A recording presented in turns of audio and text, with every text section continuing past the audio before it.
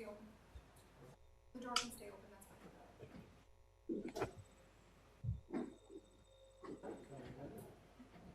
fine.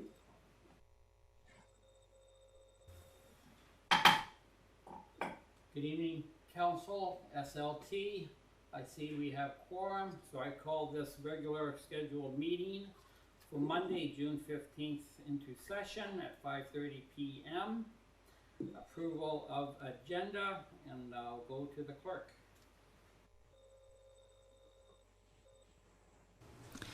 Through you, Mr. Mayor, I do have a motion by Councillor Hildebrand and seconded by Councillor Wink. Be it resolved that the agenda for the June 15th, 2020 regular meeting of Council be adopted. I am aware that one member of Council wishes to make some amendments, so you could call that. You have Councillor Hildebrand with his hand up there. Okay, Councillor Hildebrand. Thank you, Mr. Mayor. That the agenda for the June 15th, 2020 regular meeting of Council be amended as follows. That the agenda item 4.2.1 Cannabis Control Committee be considered prior to agenda item 4.1.1, and that agenda items 12.1 and 12.2 be considered immediately following the agenda item 17, and that item 12.2 be considered first. Okay, thank you, Councillor. Second. Do you have a seconder for that? And Councillor Hahn is the seconder. Thank you. Any discussion on this motion, on the amendment? Okay, go ahead to you, Clerk, Madam Clerk. So seeing no discussion, I will call the vote. Councillor Hahn.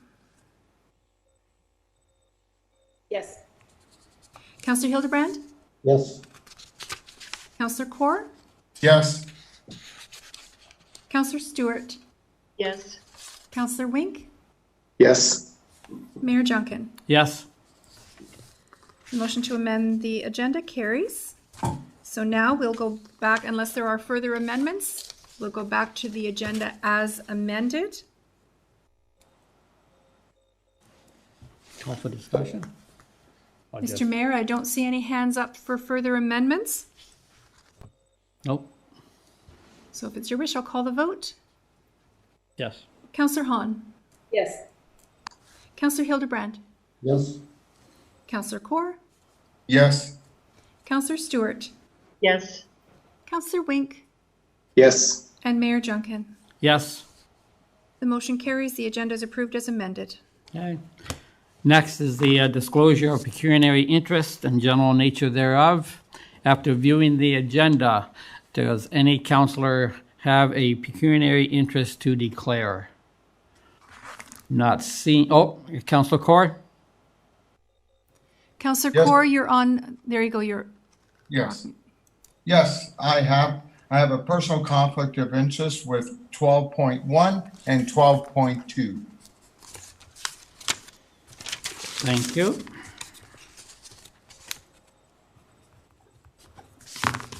So through you, Mr. Mayor, with a conflict of interest regarding those two items, we would ask the councillor, since we can't vacate the chamber, to disable the video and mute the conversation so as not to participate in the discussion or influence the vote. Yes, I will.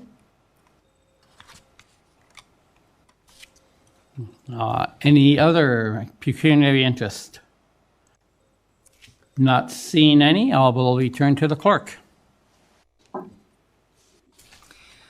So through you, Mr. Mayor, the agenda was amended to hear from Mr. Nohara and Mr. McDonald first.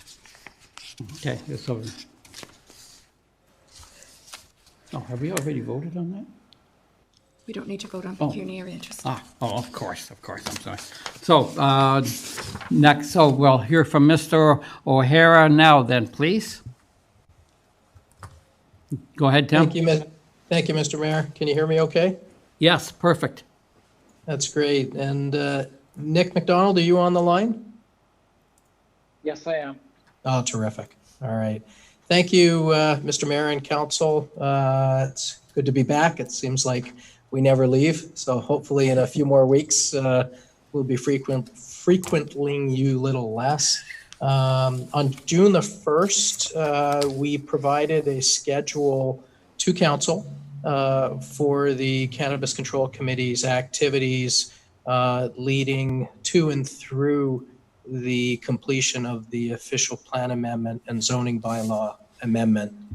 We're about halfway, a little more than about halfway through that schedule. We're on track, which I'm happy to say. And this evening, I have Nick McDonald, our planning consultant, with us to give you an overview of the changes that are being proposed to the official plan amendment and the zoning bylaw amendment that were circulated by staff, by the committee, back in April sometime, and that we received comments through May 5th, I believe. Lots of comments. We had an excellent response from the public, from the industry, and from the agencies, which have informed the changes that Nick has considered and that are before you this evening. And it's just to receive the information, receive the revisions as information, and to give you an early opportunity to maybe review them closer and in preparation for what we still think is a realistic July the 13th meeting to bring the final work product to you for consideration and approval. So I'm going to turn it over to Nick, who will walk you through or discuss you through the changes since the version that was circulated for comment.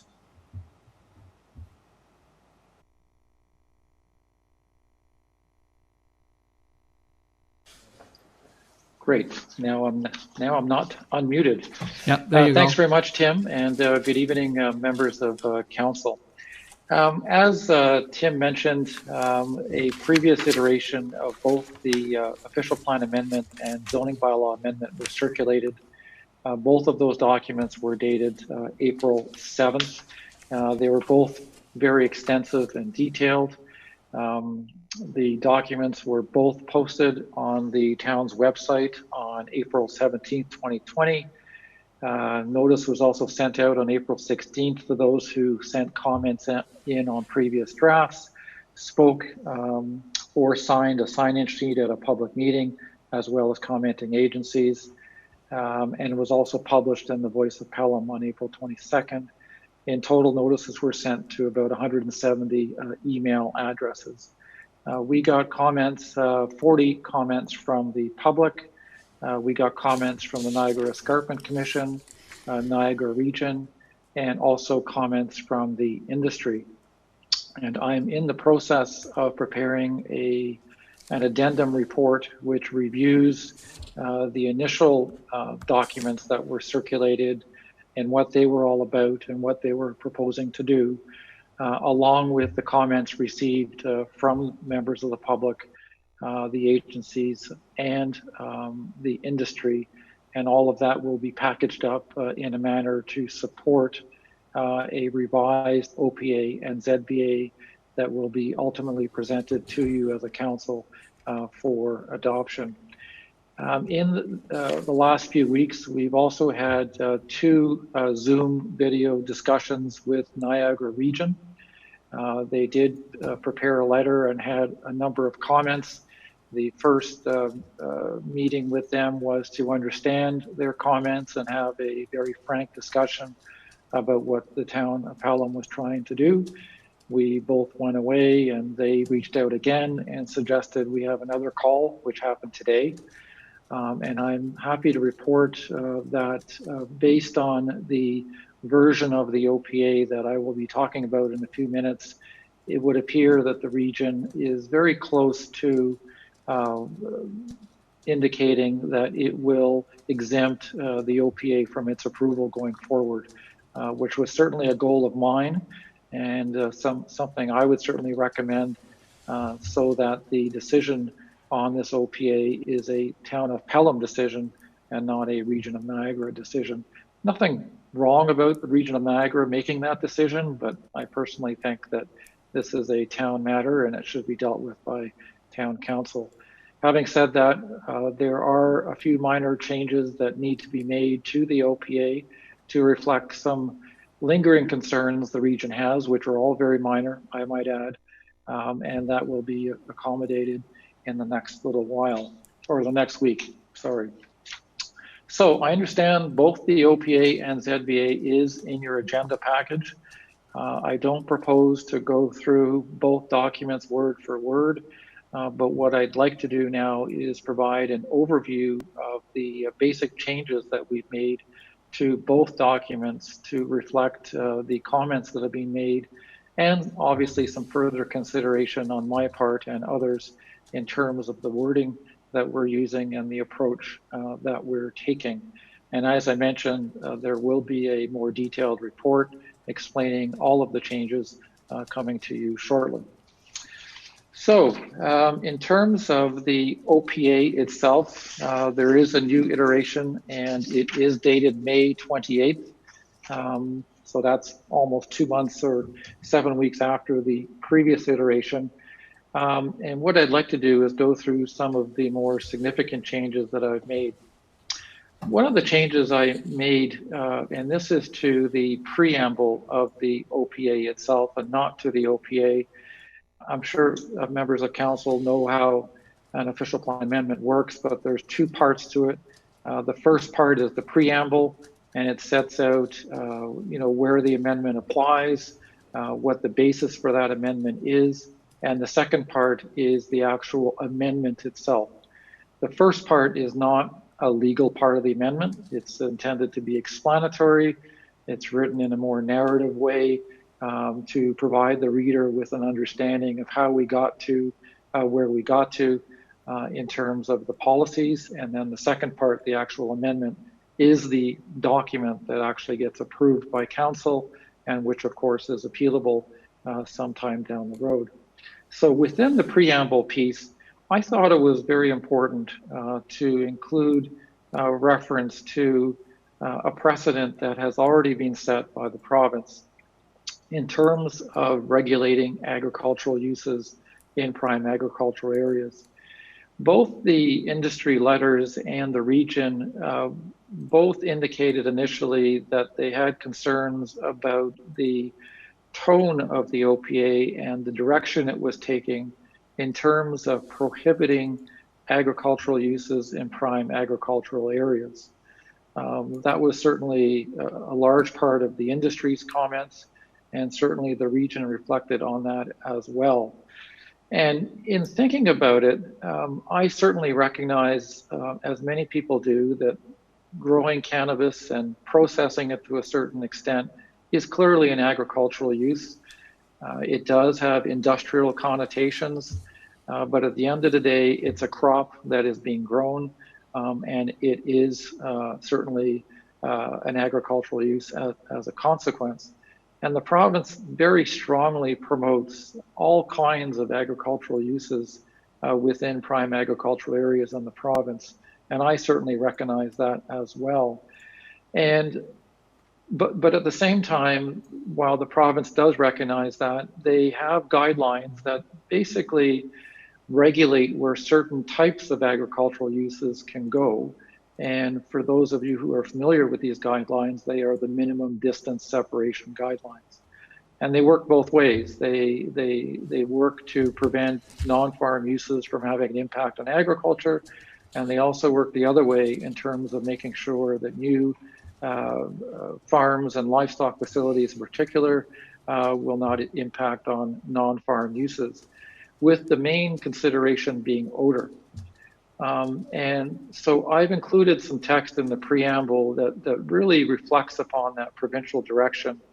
And it really is a way of telling the province that, hey, yes, we agree agriculture should be permitted everywhere, but even you recognize as a province that there are limitations on where certain agricultural uses can occur on the basis of odor concerns and the adverse effects from odor. And essentially what we're doing here in the town of Pelham is essentially the same thing. The MDS guidelines do not deal with cannabis. They don't deal with odor from cannabis in any way. They may in the future, There may be a new set of guidelines the province releases at some point which do that. But until that happens, it really is up to local municipalities like Pelham to basically figure out how to regulate and control this type of use and to minimize the types of adverse effects you've already been experiencing in the town.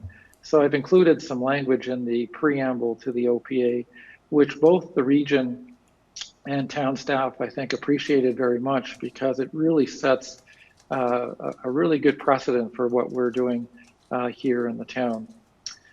The second thing we've done is to further highlight and recognize that the cultivation of cannabis is an agricultural use. Some municipalities have gone down the road of calling it industrial. I think at the end of the day, if they ended up at a hearing on this, I don't think they'd be successful at that. It is clearly an agricultural use, and the region was concerned to some extent that we were limiting certain types of agricultural uses based on the type of crop being grown, which was a concern of theirs. This led to a third change that we made to the amendment, and that was to remove the cannabis overlay from the amendment. The previous iteration of the amendment essentially created an overlay that would have sat on top of the good general agricultural designation and the industrial designation. And it would have permitted both indoor and outdoor cultivation and processing without an official plan amendment, but subject to a zoning bylaw amendment. Within the specialty agricultural designation, and this is the area that's subject to the Greenbelt plan, that land was not part of the cannabis overlay, with that meaning that an OPA and a ZBA would be required in the future for a cannabis operation, indoor or outdoor. The industry obviously was concerned about that. No surprise, but the region was also concerned about that because they felt it wasn't consistent with the provincial policy statement, which promotes and permits to some extent agriculture wherever agricultural uses are permitted. So I felt that the key purpose of what we're doing is to ensure that there is a Planning Act process for every new application that wants to look at Pelham for another CanTrust or a Bredican. And we've got that through a ZBA process that we've established already. So we didn't really need to add another layer of approvals to that planning process. So we've deleted the cannabis overlay from the OPA itself, meaning that there would not be an OPA required for a future indoor or outdoor cannabis operation in the town. This, of course, satisfied the region to a very large extent.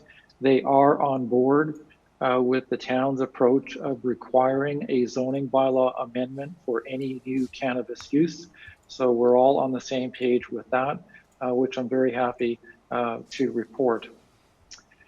The other thing that we did was we took out any reference to outdoor cultivation within the official plan amendment itself. The previous iteration of the OPA essentially lumped both outdoor and indoor together, such that a ZBA would be required in the good general agriculture area for outdoor, and an OPA would be required in the specialty for outdoor as well, in addition to the ZBA. In thinking about that further, our focus really all along has been on the indoor facilities, and we didn't see the need to continue restricting outdoor cultivation like we were in the draft.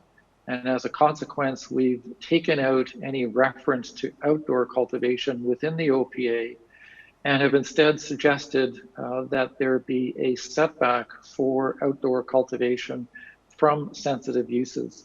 That setback is not in the draft ZBA that is on your agenda, was intended to be there, but didn't make it in for whatever reason. but we're proposing to include a 300-meter setback for outdoor cultivation from sensitive uses, which is based on County of Norfolk, and since then, City of Ottawa. Both have included similar setbacks within their zoning bylaws. So we certainly discussed that with the region as well. They were pleased that we had decided to go down that road and deal very specifically in the OPA with indoor cultivation and processing, which clearly has been the problem in the town, not outdoor. Another thing we did, and there were a number of minor changes made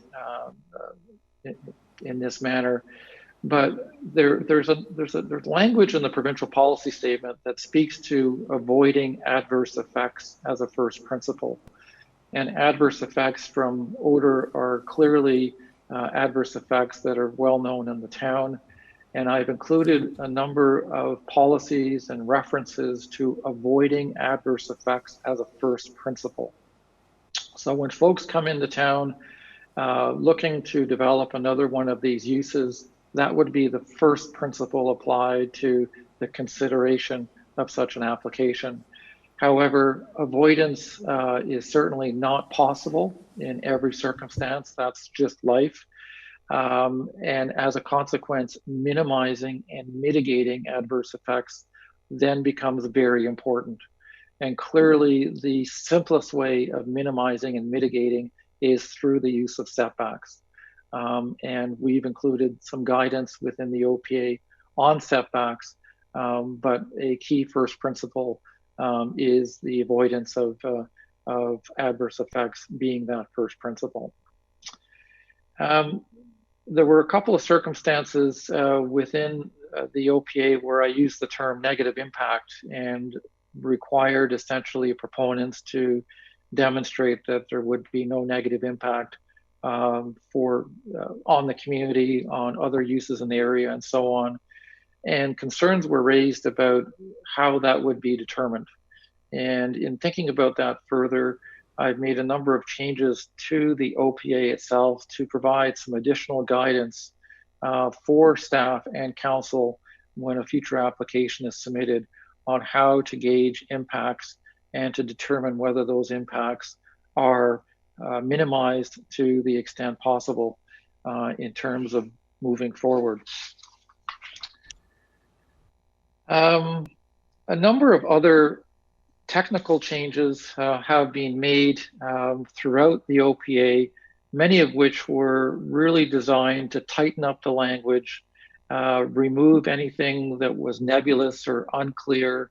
And when you have so many eyes looking at it as there was in the last 6 or 7 weeks, quite a few folks made a number of great suggestions on how the OPA could be clearer in terms of describing its intent and ensuring that the requirements of the town are being implemented to the greatest extent possible. One of the little technical changes we made is we did provide some additional clarity on how setbacks were to be measured. We had included in the April 7th version a statement to the effect that setbacks from sensitive uses would be measured from the lot line of the sensitive use to the facility creating the adverse effects. That's incorrect, quite frankly. It is really from the sensitive use itself to the boundary of the facility, and that's the way it's done by practitioners in the field. Other than that, we've I guess 2 more things. We have added some additional guidance on the factors that would go into determining what kind of setback we would expect to see applied when an application comes forward. And those were included in a section B2154, need for setbacks. And we tried to explain, why in the first place we were requiring a zoning bylaw amendment. A core planning opinion of mine is that it is impossible to develop a predetermined setback for these kinds of uses in advance. There are so many factors to consider. And while there are those that say that's the best way to go, I quite frankly don't agree. And that's why my recommendation is that there be a zoning bylaw amendment applied for when a new CANtrust or a Redecan comes through the door. And what I tried to do in the amendment is to basically support that opinion by identifying what I think are the various factors that make a setback very site-specific and very context-specific. So for example, if a proposal is in a purpose-built greenhouse for that use, it probably will have higher ceilings and a much better ability to deal with odors than would someone purchasing an older, low-rise greenhouse in town. So that's certainly a factor that has an impact on setback. Clearly, the size and the scale of the proposed use has an impact. Obviously, the bigger the use, the more significant the impact potentially. However, on the other hand, the bigger the use, the more able someone may be able to deal with adverse effects. It goes both ways. Proximity and number of sensitive uses obviously is a factor. There are over 1,800 sensitive uses in the rural agriculture area of the town, quite a bit, and they are clustered in some areas. The location of the proposed use in relation to prevailing winds, the nature of the adverse effects that already exist in the area, and of course the impact of topography on the dispersion of odor. The last thing we did in the OPA, and this is something we talked about in our last call, was to remove any reference to recognizing the existing uses, the Redecan facility and the CANtrust facility in particular, as existing uses and requiring them to proceed through a zoning bylaw change when they wish to expand. After some consideration of this, it was determined that there is another avenue to follow, and that is by not zoning the two properties to permit indoor cannabis cultivation and processing in the zoning bylaw, which I'll talk about in a moment, which means when it comes into effect that both of those uses end up becoming legal non-conforming uses, meaning that they would not be able to expand unless they applied to the Committee of Adjustment to expand a legal non-conforming use. And there already are policies in your official plan that deal with legal non-conforming uses, and those, of course, would be relied upon moving forward. Other than that, the amendment continues to set out a comprehensive set of study requirements. Some minor wording changes were made to those study requirements to reflect the correct use of terminology, for example. In one case, we added a requirement that whoever is going to be doing any work on an odor study, that person should be a licensed engineering practitioner, for example, just to make sure that we have qualified people doing the kind of work that we need to get done in the future. We've continued to include what I'm calling setback guidelines within the OPA. This was in the previous iteration as well. There may be some minor wording changes we make around that particular section based on our call today with the region. But essentially the idea is that we already know as a community, and well, I've heard from the community that there is some real live experience and knowledge in the town about what these setbacks will be in the future if someone comes along. And we think it's important to identify those in advance so folks have an idea of what challenges may be in front of them if they're considering the making of an application. So that's basically an overview of the OPA changes itself. I'll very quickly go through the ZBA changes. They're quite minor in comparison to the OPA, keeping in mind that where we started with the OPA was to ensure there was a planning process moving forward. That has not changed. What we've done essentially with the OPA is clarified, made things a little clearer, and certainly made clear what the intent of the town is. So with respect to the ZBA zoning bylaw amendment, we've created two zones in the zoning bylaw. I'm calling them the agricultural cannabis zone and the general industrial cannabis zone, the A-CAN and the M2 CAN zones. They would be included within the zoning bylaw, but they would not be applied to any property in the town. Essentially, it would be the zone that someone applies for when they want to establish an indoor cultivation and processing facility. So we spent some time, I spent some time certainly looking at the standards that were in the previous iteration of the zoning bylaw and discussed those setbacks and other requirements with the Cannabis Control Committee at a meeting held a week and a half ago or so.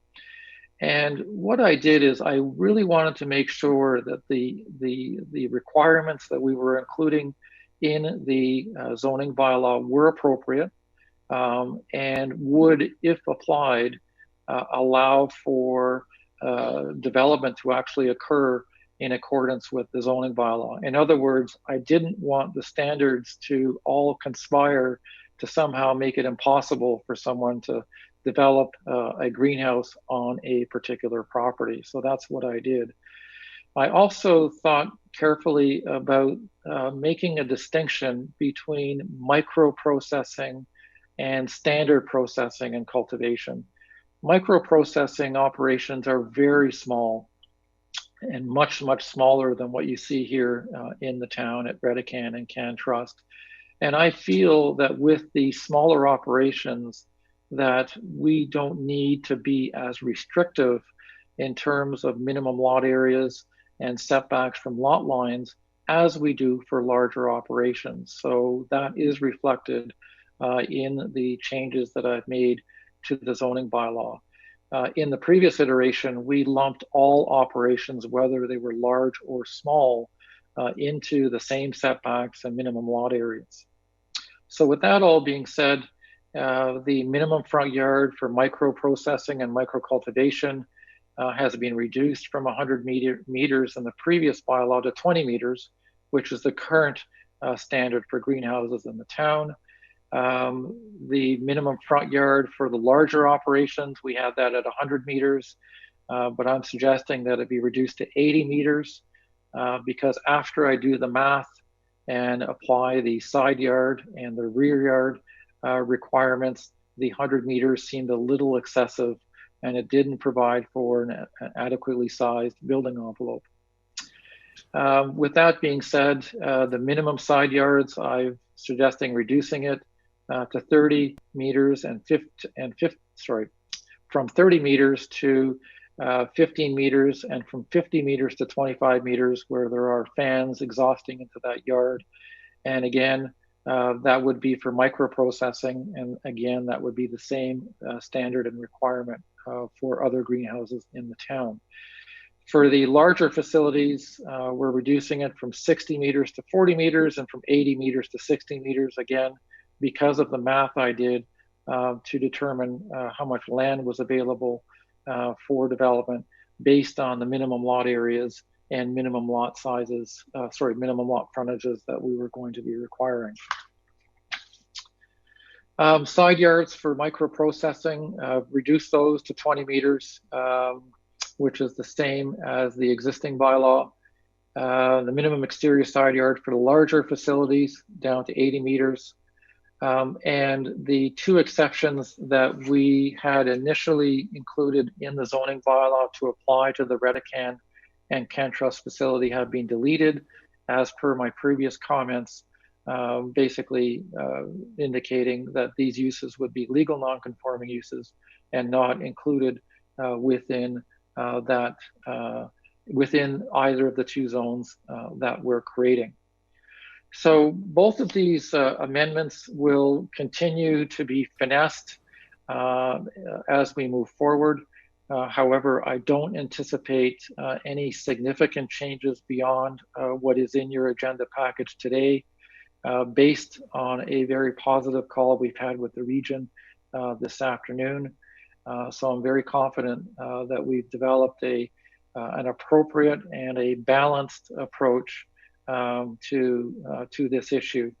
I should also indicate that in looking at all of the comments, I very carefully considered the comments made by the public, the region in particular, and the industry. The industry did have quite a number of comments and concerns, and some of the comments did result in changes being made within the documents you have in front of you, which are really just for receipt today, not for approval.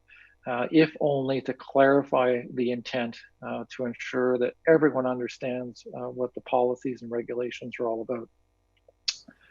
I didn't really have a plan to present all of this other than what I just did in terms of providing an overview. Tim or I would be happy to answer any questions you may have, and I will stop there. Thank you, Nick, for that detailed analysis of what you have been working on. Before I open it to council, my one question is on the setbacks when you have gone from 30 meters down to 20 meters. But even though it is 20 meters, those businesses, of course, would still, of course, have to conform to the odorous bylaw. So if there is a complaint, they still have to obey or conform, I guess, to the odorous bylaw. So I'm wondering, so did we have a little bit of a trade-off there, that because I know Tim and the crew put a lot of work into the odorous bylaw, did we, is that why, let's put it this way, is that why you were able to reduce the setbacks, because we're putting more of an emphasis on the bylaw to control that? I'll start with an answer to that. So the zoning bylaw itself is intended to establish minimum lot areas, minimum lot frontages, and setbacks that are designed to essentially recognize the types of buildings that are being built and how they are different in some cases to other more mainstream greenhouses in the town. So the setbacks we've established in the zoning bylaw don't have a direct relationship to odor. They are all based on character and maintaining the rural character of the town.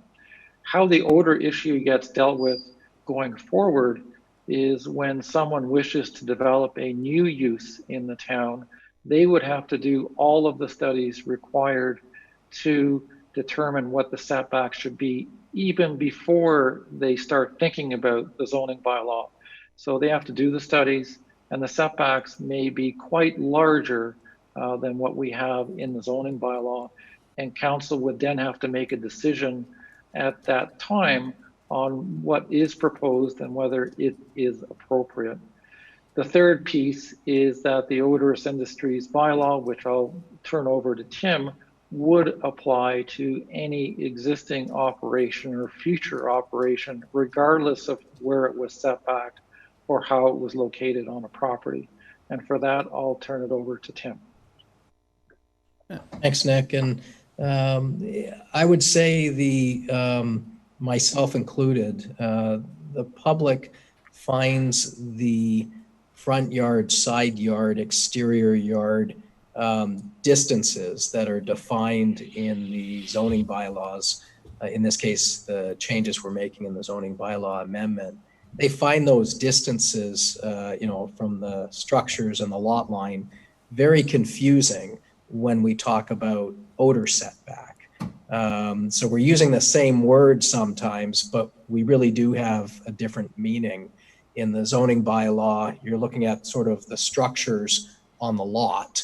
And through the official plan amendment, we're going to have studies, as Nick was describing. There's very detailed studies to determine the odor setback from a sensitive use. So that odor setback from a sensitive use, which will be done through the application process and will require a zoning bylaw amendment, that'll determine the setback due to odor. These setbacks in these front yards, side yards, these distances in from the roadways, these are, as Nick said, more in relation to the building on the property. Nick, have I got that roughly right from a layperson's perspective? No, that's very well explained. And Okay. yeah. Okay, and then as Nick said, we've always described the odorous industries nuisance bylaw as sort of belt and suspenders, or the second line of defense, and that's because once you build an installation, you've gone through the official plan and zoning bylaw processes. Then you have reality. Then you build the structures and you operate the facilities, and then we have real experience. And the odorous industries nuisance bylaw is meant as an enforcement tool when you're actually operating. Okay, great, Tim. Thanks for that. That clarified that situation for me. I'll open up now to the rest of council. Any questions? I see Councillor Hahn. Yes, through you, Mr. Mayor. This question is for Nick. Thanks very much for that overview. Is there going to be a report that you're preparing then to explain the rationale for the changes to the OPA and ZBA that you'll be able to share with us based on the comments that you've received and the changes you made because of the comments you received? Absolutely, because there's a lot here, and I want to make sure that that what I've been doing is very transparent. And you'll be seeing a report where I do review in some detail all of the comments that have been made and how they've led to the changes that I've made in the documents. And that is under development right now. A draft is floating around internally, but you will be getting that shortly. Perfect, thank you. And so I guess my further to that would be if Tim, that you can just ensure that council then receives copy of that when it's available. Yeah, absolutely. I'll provide that to you once it's ready for you, and hopefully you'll have plenty of time to review that in advance of the meetings in July. Perfect, thank you. Okay. Any other questions from any councillors? Not seeing any. Thank you for the update, gentlemen. And Tim, nice to hear that you are maintaining on schedule, and we look forward to you making yet another appearance before council. Thank you. Thank you, Mr. Mayor. Okay, to the clerk, perhaps. Thank you, through you, Mr. Mayor. I do have a motion by Councillor Stewart, seconded by Councillor Hahn. Be it resolved that council receive the delegation Chair of the Cannabis Control Committee, and Nick McDonald, Meridian Planning Consultants, for information. If there's no further discussion, I'll call the vote. Councillor Hahn. Yes. Councillor Hildebrand. Yes. Councillor Kaur. Yes. Councillor Stewart. Yes. Councillor Wink. Yes. And Mayor Junkin. Yes. The motion is carried.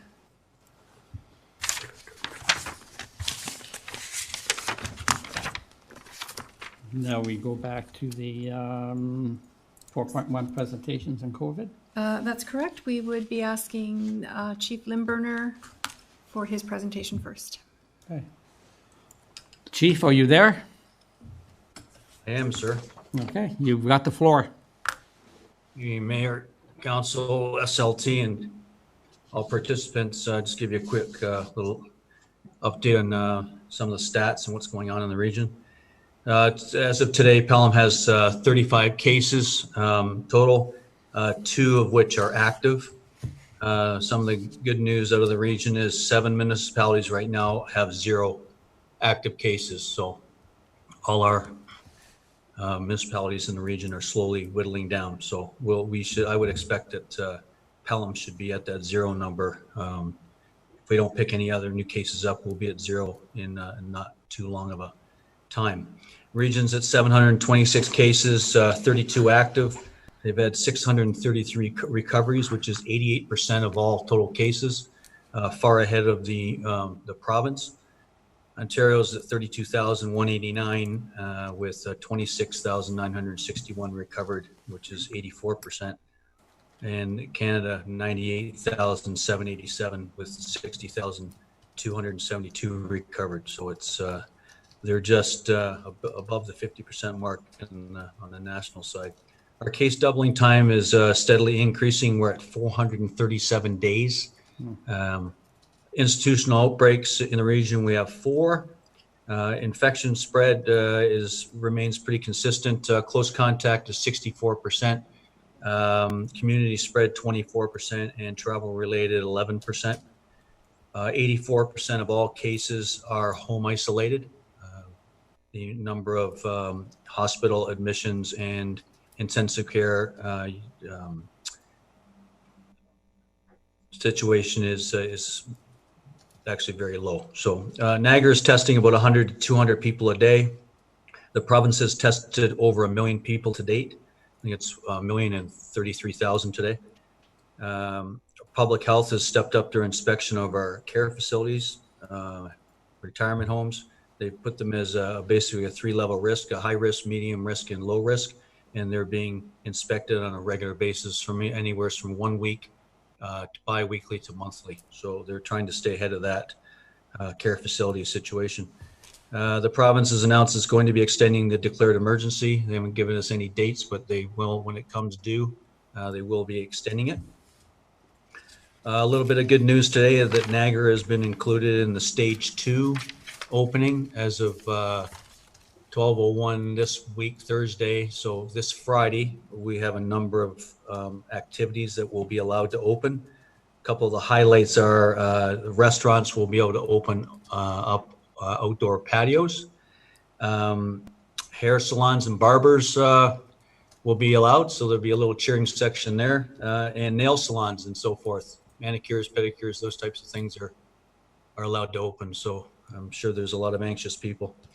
Bylaw encourages anyone or any businesses that need clarification on opening. We've received quite a number of calls today from people wondering if they can open. We'll recommend that they call us or email us, and we can direct them in the right path to make sure that they do things properly. As part of our recovery planning, the Safe 6 working groups have completed their initial drafts of operating procedures, getting the town ready to open and provide services. Comments and edits are taking place this week, and I would expect that the final document should be ready sometime in the next couple of weeks. So we're fully ready to open and provide services. And as the emergency group and the region has talked a number of times in meetings, our target date for opening our facilities, some of our facilities, maybe not 100%, but our target date is July the 6th is what we're looking at. Other than that, that's about it for my report. If you have any questions. Before opening up to the council, Chief, I have one question. Pelham picked up another case, I believe it was yesterday, or I think it was yesterday. Does the health unit break that down as to whether that's an individual at home or in a seniors facility or in an institution, or would they not give you that information? Through Mr. Mayor, they do break it out between public or community or healthcare facility. And right now it's 1 and 1. We have 1 community, which is isolated, and we have 1 health care case. Okay, great. Thank you for that. Any questions from any other councillors? And I see Councillor Hildebrand. Through you, Mr. Mayor, to the fire chief.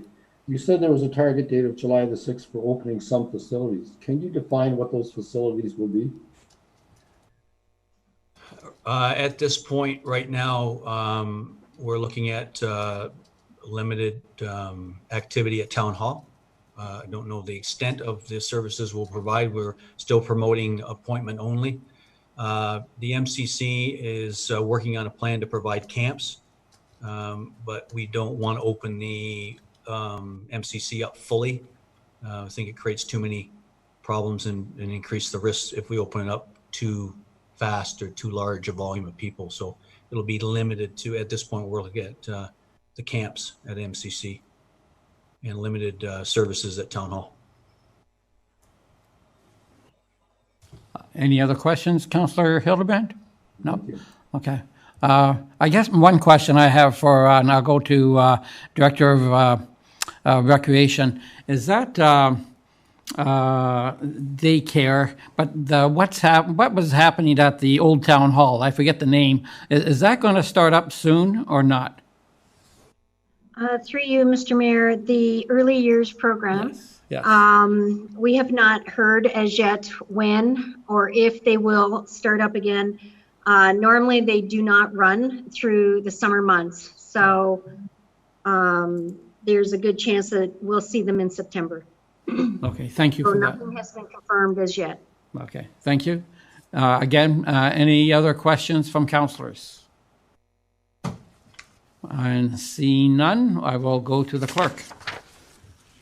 Thank you, through Mr. Mayor. I have a motion by Councillor Kaur, seconded by Councillor Hahn.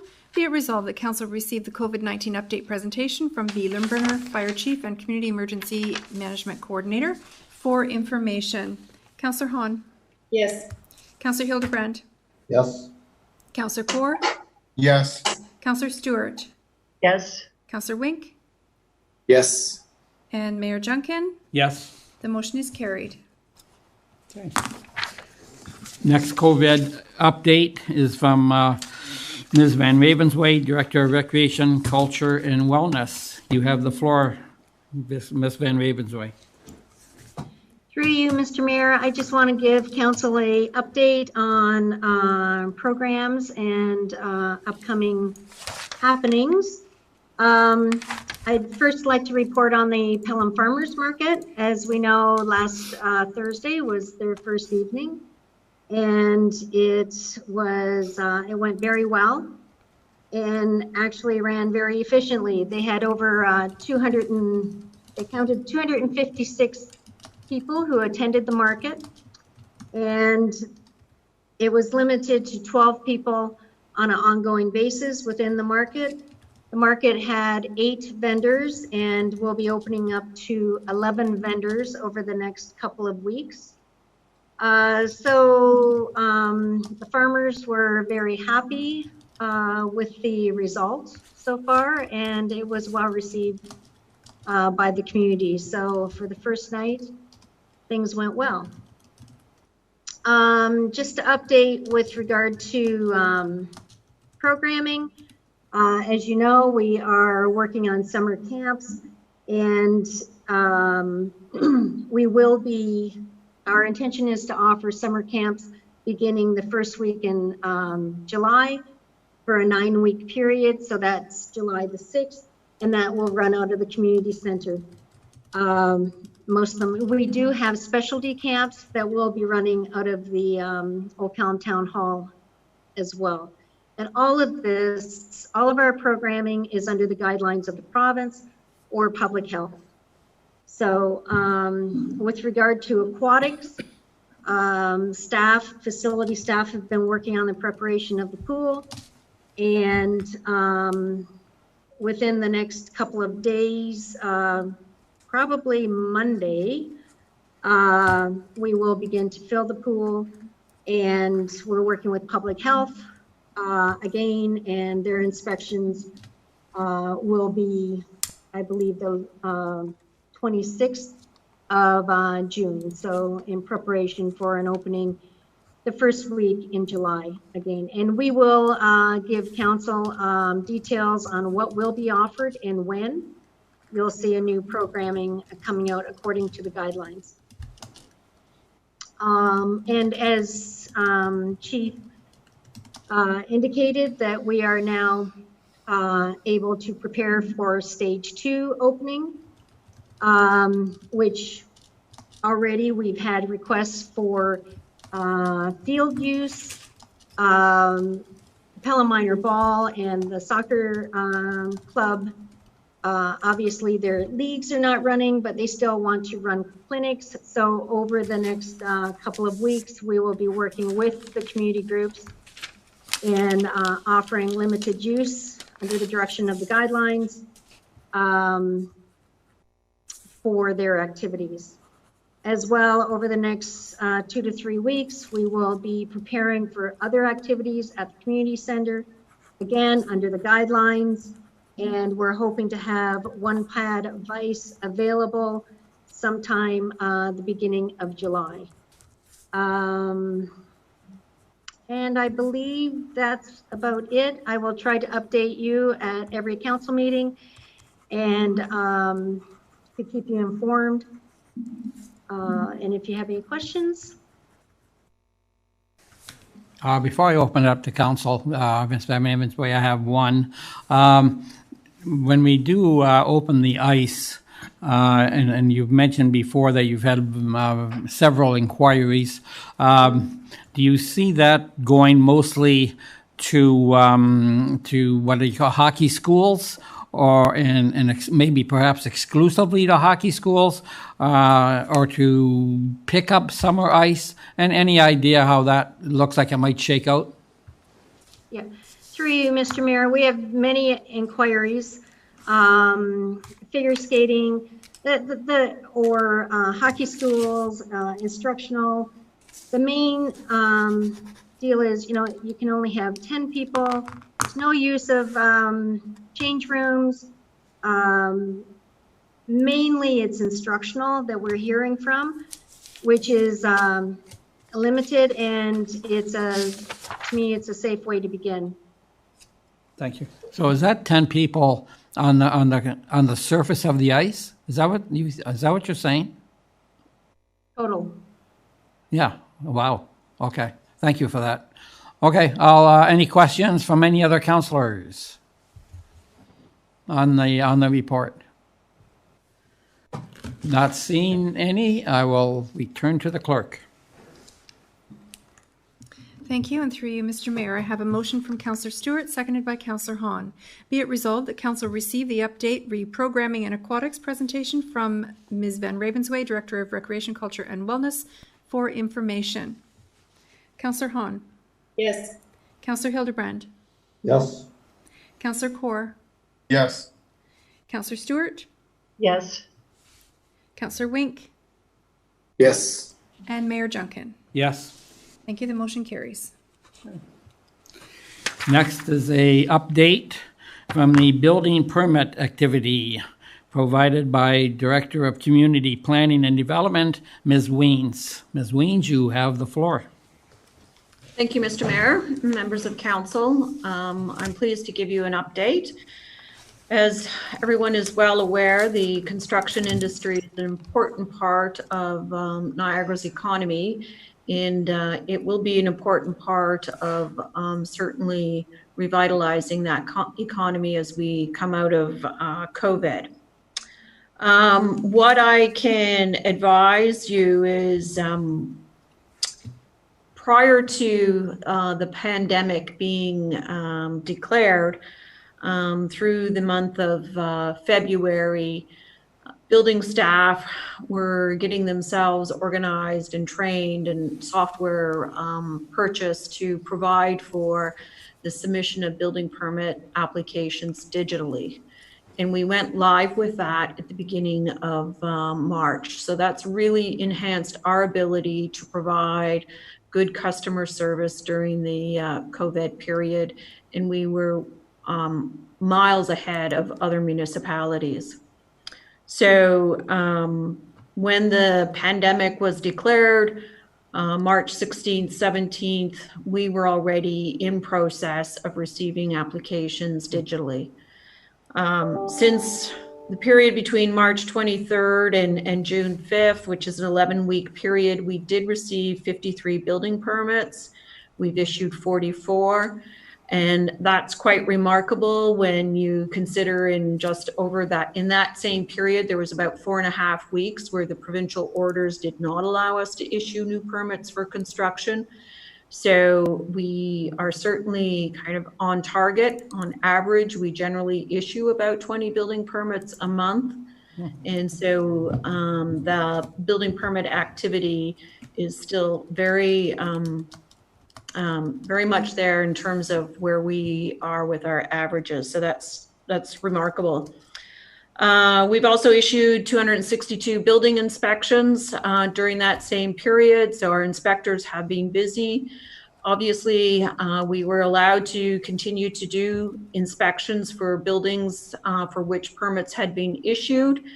And then since the beginning of May, we have resumed issuing permits again for construction when the provincial government amended the order and allowed that to happen. So it's been really good. All indications are that the building activity in Pelham will continue and will be fairly strong this year. Mountain View Homes, which is our largest builder, has indicated to us that they are selling homes fairly steadily and at a good rate. They themselves are even surprised at that. So that bodes well for us in the town of Pelham. And Grey Forest Homes is very anxious to get going on their next townhouse condominium development. And as a result, we keep seeing applications also in terms of planning and development applications continue to come in during this period of time. When the pandemic was initially declared, all of our staff were working from home and able to provide service to the building and construction and development industry. Since about the beginning of May, we have had 3 building staff in the office pretty much full time, and depending on how many inspections, there could be 4 building staff in the office. Planning staff continue generally to work from home, although some are coming in 1 day a week, just again because of the logistics. It's easier some days to just be in the office and working. But when we are in the office working, we continue to certainly maintain our social distance and wear masks and, practice good hand hygiene and so forth. So I just wanted to let Council know, just very preliminary and very high level, that the construction industry continues to remain very strong here in Pelham, and it's projected to be strong through the summer and fall months as well. So thank you. Happy to answer any questions. Great. Wow. Thank you for that great report. Great to see that the building industry is not going to be shying away from advancing. I know various members in the trades, whether electricians or framers and what have you, and they're all saying that they're very, very busy, that COVID hasn't slowed them down at all. So excellent report, and obviously we like to see the houses being built. Thank you. Any questions, comments from other council members? Not seeing any. I will return to the clerk. Thank you, through you, Mr. Mayor, on a motion by Councillor Wink and seconded by Councillor Stewart. Be it resolved that Council receive the building permit activity amid COVID-19 presentation from B. Weens, Ms. Weens, Director of Community Planning and Development, for information. Councillor Hahn. Yes. Councillor Hildebrand. Yes. Councillor Kaur. Yes. Councillor Stewart. Yes. Councillor Wink. Yes. And Mayor Junkin. Yes. The motion is carried. Okay. And the last report on COVID-19 update comes from corporate administration, and we now give the floor to our CAO, Mr. Cribbs. Sir. Well, Council, I'm happy to report that there's no real need to hear from me this week. You've heard very ably from 2 directors and a fire chief who, as a collective, hit off all the points I wanted to make sure were communicated to you. Our corporate focus is on the operating/opening procedures. We tend to have that sort of nailed down and by Friday, I would think. and we're looking at the ice and what that looks like. We already have your permission to go ahead with pools. We're just at the last sort of bits there too. So pools, ice, and camps. On the rec side, all major focuses. It's full throttle in building and planning, as you've heard. A lot of things really coming together and work continuing. So really very happy, positive things, but I have nothing specific more than each of them is hit upon. So I'll stop talking. Okay. Thank you for that report. Mr. CAO, any questions or comments? Not seeing any. We'll return to the clerk. Thank you. Through you, Mr. Mayor, on a motion by Councillor Hildebrand, seconded by Councillor Kaur. Be it resolved that Council receive the COVID-19 update presentation from D. Cribbs, Chief Administrative Officer, for information. I'll call the vote. Councillor Hahn. Yes. Councillor Hildebrand. Yes. Councillor Kaur. Yes. Councillor Stewart. Yes. Councillor Wink. Yes. And Mayor Junkin. Yes. The motion carries. Okay, thank you. So now we jump down to 4.3, the report of regional councillor. Ms. Hewson, you have a report. I think this is your first time zooming into our town meetings. Welcome. Thank you. Thank you. It's nice to see everyone. I miss everyone. So I'll just have to ask the clerk, are you able to project my presentation, or should I just refer to it as I verbally present? The podium that we would normally display from is the one that is displaying the Zoom meeting. So all members of council did receive a copy through the agenda, as did the members of the public. Thank you. Okay, so I'll just refer to each slide as I walk through the content. So on the second slide, I just giving a very high level overview on a financial update for the region, and then I'm going to dive a little bit deeper into how some of the things that have been impacted our various departments as a result of the pandemic, and how things have very quickly changed, and we've had to adjust and adapt as the town has had to do as well. So on slide 3, I just wanted to give an overview of some of the region-wide projections we were given. My understanding is that we've been coordinating with the local area municipalities to consider the full financial impact. And we had estimated that a net deficit across the region is going to be projected around $7.5 million. If we move to slide 4, we can see a more specific projection of the Niagara region, and we had initially referenced a net cost of $9.3 million before funding announcements with a net deficit of $3.9 million. After seeking more clarity on how some of the different funding opportunities we could tap into some of those opportunities. As of that's a typo, but May 21st, our deficits projected at $2.9 million. So a significant challenge budget-wise, and I'm sure the town is in the same situation. And on slide 5, I just gave another overview of all of the specific departments that we have and some of the ways that they've been impacted. I'm not going to read them all for you, but it's more of an overview. I've tried to outline the different aspects of the region and how they've had to adapt to the pandemic pressures. And these items have either contributed to significant revenue losses or potentially realized some savings.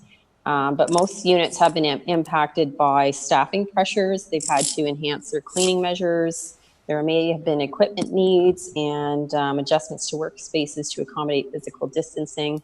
And we're trying to accommodate staff working from home where possible. And then that continues on to the slide 6, which also talks about various services that we offered that we're either not able to offer right now or suffering revenue losses from, or potentially having some savings or increased costs. So if we are to look at public health and emergency services, which is on slide 7, public health is probably, well, they've really had to step into the limelight in terms of reacting to the pandemic and responding to the needs of the community. So they began responding on January 8th when it became apparent how widely the virus was being transmitted, and had a full emergency operations center in place by March the 9th. A lot of staff had been redeployed from their regular duties to support the emergency operations center. And public health had 3 primary lines of response, being that case, contact, and outbreak management, supporting the healthcare and social services sector, and really ramping up public messaging so that we're communicating what's happening to people and the different practices that need to be employed in order to stay safe. So if we move to slide 9, I wanted to focus on the case, contact, and outbreak management, because this is normally there would have been 12 staff members working entirely on this aspect of public health. And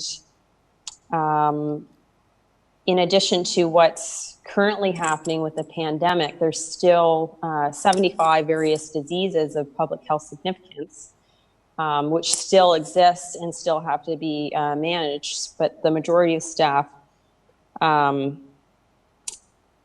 been, they've even had to create a call center manned by public health nurses, which didn't exist in January, and are having to respond to a variety of phone calls, either from the public who have questions about COVID-related concerns, or they may have to do with businesses that need answers about cleaning or disinfecting, or even complaints about non-compliance.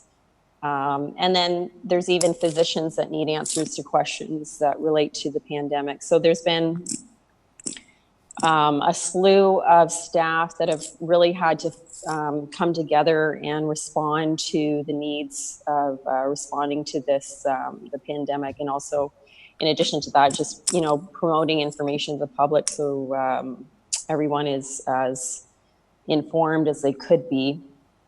And this unit was scaled up from 12 to 57 full-time employees, as well as an additional 20 employees who are support staff. So they really underwent a significant change, their staffing, their service levels and demands in a very short period of time. And I'm sure the chief has been giving you some of our stats, but if you wanted to review the stats, you can also look on slide 9. I pointed to our website where we house all of the COVID information, and these stats are updated on a daily basis, and we can break them out by municipality as of May the 21st. And there was also a video. We reviewed this content in one of our last regional council meetings, and Dr. Hergy did talk about, because Mayor Junkin brought it up, he talked about Pelham's numbers, but it was a good overview on how to understand the data if you would like to have more information or understand those numbers better. And I do want to also mention that the Niagara Health System is also publishing their own set of COVID numbers, but the difference between what the region is posting and what's with the Niagara Health is that the region posts data based on where a resident lives, not where a resident has contracted COVID, but where they live. So if you live in Niagara and you tested positive, you form part of our stats. Whereas Niagara Health, there may be residents in Niagara who are not going to Niagara Health, but such as maybe Grimsby may be going to hospital in Hamilton. They wouldn't be reflected in the Niagara Health numbers, whereas the Niagara region's numbers reflect all residents who are in Niagara who have tested positive. And then just moving on to slide 10, I also gave an overview of the community and social services, because this is another area where they've been really impacted in terms of having to step up their cleaning and staffing and their have needed personal protective equipment. We've had to implement public health directives in our long-term care homes. We've also had to adapt some of our services with regards to our seniors at home who are of higher risk, and providing support to make sure that those seniors who are isolated at home have the support that they need. Our homeless services have also needed to be adjusted, and they're having to do screening and to help prevent transmission for some of our shelter clients and staff. And then our child care facilities, we're only operating to support frontline workers as a result of some of the changes that we've had to implement. On slide 11, I highlighted public works. They have to ensure that our community has safe drinking water, reliable wastewater systems, recycling and waste collection disposal, as well as the regional specialized and regular transit. So we've seen cancellation of all non-essential meetings, tours and activities. I do have the Niagara Children's Water Festival on there, but that has now moved online. So there's information I can share with some of you guys later if you're interested in that. And they've had to implement screening and limited access to public buildings. We've had staff redeployed from our transportation services to assist with the long-term care homes and our EMS. And we've had to significantly adjust servicing and waste management, which I'm going to dive a bit deeper into on the next slide. And then obviously transit has been significantly impacted by the changes. So we're operating a modified schedule at the moment with rear boarding procedures, but there's clearly been a significant decline in ridership, and that's impacted revenues as well as service levels. So if we move on to slide 12, waste management services, they've been impacted a lot by staff illnesses or family accommodations that have necessitated service adjustments. Throughout the entire time, we have had maintained weekly garbage, recycling, and organic services, and those have been continuing uninterrupted.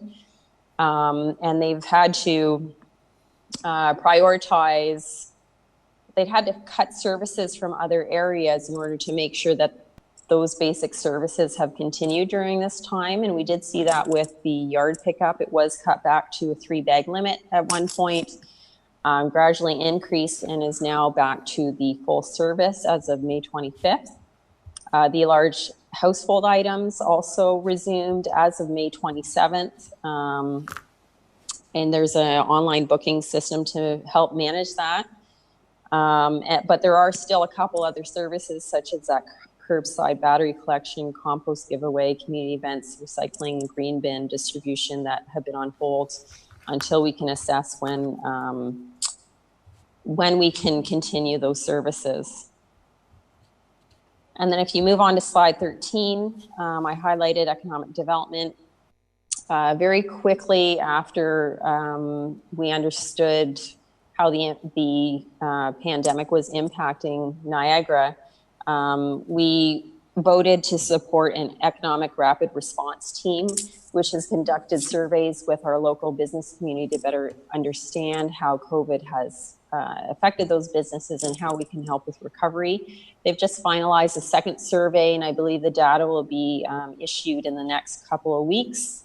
I expect it's going to say, it's going to tell us that there are businesses who are significantly aligned with tourism, such as restaurants or different entertainment venues, have all been, or even retail. Those businesses have been impacted more severely by the pandemic. But we're looking to develop an economic recovery plan, which we're hoping to come out in the next 3 months, which will help inform our initiatives in terms of how we can better support our business community and help them get through, recovery from the last couple of months. And in addition to that, we were starting a 10-year regional economic development strategy. We've had economic development had an MOU with the various municipalities, which helped define the relationship and the responsibilities of the region versus municipalities. So once we get through finalizing the economic recovery plan, I expect that 10-year economic development strategy to pick up again and for us to continue the work on that. So I will also note that we are doing our planning department has continued as usual. I do think there's been a significant decline in the number of applications we've seen, similar to maybe what the town's experiencing, but they're able to work from home and continue with business as usual, aside from being able to hold public meetings and open houses. We are holding one this Wednesday, which will be a review of the woodland bylaw, and it's a virtual open house. So this will be our first attempt at holding a public open house in order to collect feedback that can inform a review and directly inform the bylaw once the review's been finalized. So that should be interesting to see how well that's received and how impacting it can be in this type of environment. But that is about it. So I will ask if anyone has any questions. Thank you for this, Ms. Hewson. Before I open it to council, I would like to two comments. I believe I saw this on CH. The regional health, I believe they're doing testing of the beaches now. Is that a correct statement? Do you remember that, Diana? I did see something about testing at beaches, but I don't have any information about that to share with you. I see the director of wellness. Vicky, do you have you seen that come across your desk? Through you, Mr. Mayor, yes, we've heard that the public health will be performing the testing of the beaches on a regular basis. Is that starting as of this week sometime then? Or do you know? I believe that is the intention. I do not have the schedule though. Okay, thank you. I just looked it up, and they are resuming beach water testing, and it will be posted as of Friday, June the 26th. Okay. Mayor, if I could chime in there, it's part of our regional meetings. They resume water testing at certain beaches starting on the 12th, and the target date for the regional municipal beaches is the 26th. Excellent. That's start opening, but the water testing had started on the 12th. Okay, thanks, Chief. Appreciate that. And then one other thing, Diana, I know we at the town here, staff-wise, we have reassigned a few workers, but I was very impressed how the region, when the CAO Ron Tripp gave his update, and I can't remember, I don't know if he ever stated the number of employees that were reassigned, but it was nice to see that wherever the workers were needed, instead of laying off, if they could find work for them in other departments, it seemed like the senior management team was reassigning as they could. Any comments on that? Well, we've seen reassignments both within departments, such as the public health, where they actually need healthcare professionals in order to answer some of those questions. So those staff were redeployed and created a call center in a very little amount of time. But then we also saw staff from transportation services move over to long-term care to help, as an example, to help build some of the protective screens that they need in front of service kiosks. So there has been a lot of redeployment. There has been some staff, I think, who've been challenged with maybe, family needs, just like everywhere else. But there's been a significant amount of redeployment to help keep up with all the demands for the services. Right. Great. Thank you. Any questions, comments from any councillors? fail to see any hands. Thank you again for your thorough report, Ms. Hewson, and I will turn it over to the clerk. Thanks, everyone. Thank you. And moved by Councillor Hildebrand, seconded by Councillor Kaur. Be it resolved that the June 15th, 2020 report submitted by Regional Councillor Hewson be received for information. Councillor Hahn. Yes. Councillor Hildebrand. Yes. Councillor Kaur. Yes. Councillor Stewart. Yes. Councillor Wink. Yes. And Mayor Junkin. Yes. The motion carries. Thank you. Down to item number 5 is the adoption of minutes. And I will turn this back to the clerk. Thank you through Mr. Mayor. Moved by Councillor Hahn, seconded by Councillor Wink. Be it resolved that the following minutes be adopted as printed, circulated, and read. C10 of 2020, regular council minutes of June 1st, 2020. If you wish to call for errors or omissions. Is there, after reviewing these minutes, is there any errors or omissions that any councillor would like to report? Not seeing any, the clerk will continue. So I will call the question then. Councillor Hahn. Yes. Councillor Hildebrand. Yes. Councillor Kaur. Yes. Councillor Stewart. Yes. Councillor Wink. Yes. And Mayor Junkin. Yes. The motion carries. Next is item 6, business arising from council minutes. Do we have any, Madam Clerk? Not that I'm aware of, Mr. Mayor.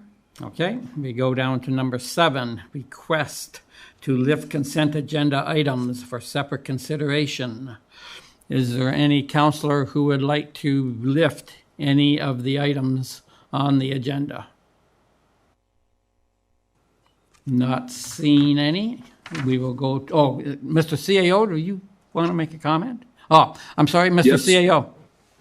We're fully expecting you to lift 8.4.1 so that you can bring a motion as recommended in the memo. Through you, Mr. Mayor, the motion is listed on the agenda with, so I'll read the motion aloud. It's part of the consent agenda motion.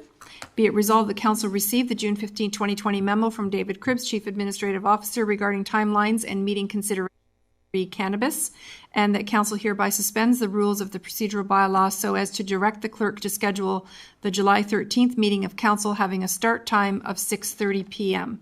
That motion was included on the consent recommendations. So we need a mover? No, it's part of the consent agenda motions already. Okay. Should we still lift it, or the fact that It's part of the consent agenda, so it doesn't need to be lifted, but there may be comments with regard to any of the consent agenda. Okay, so again, after hearing Mr. CAO about the 8.1 and 8.2, is there any other questions or not? Okay. Not on my end.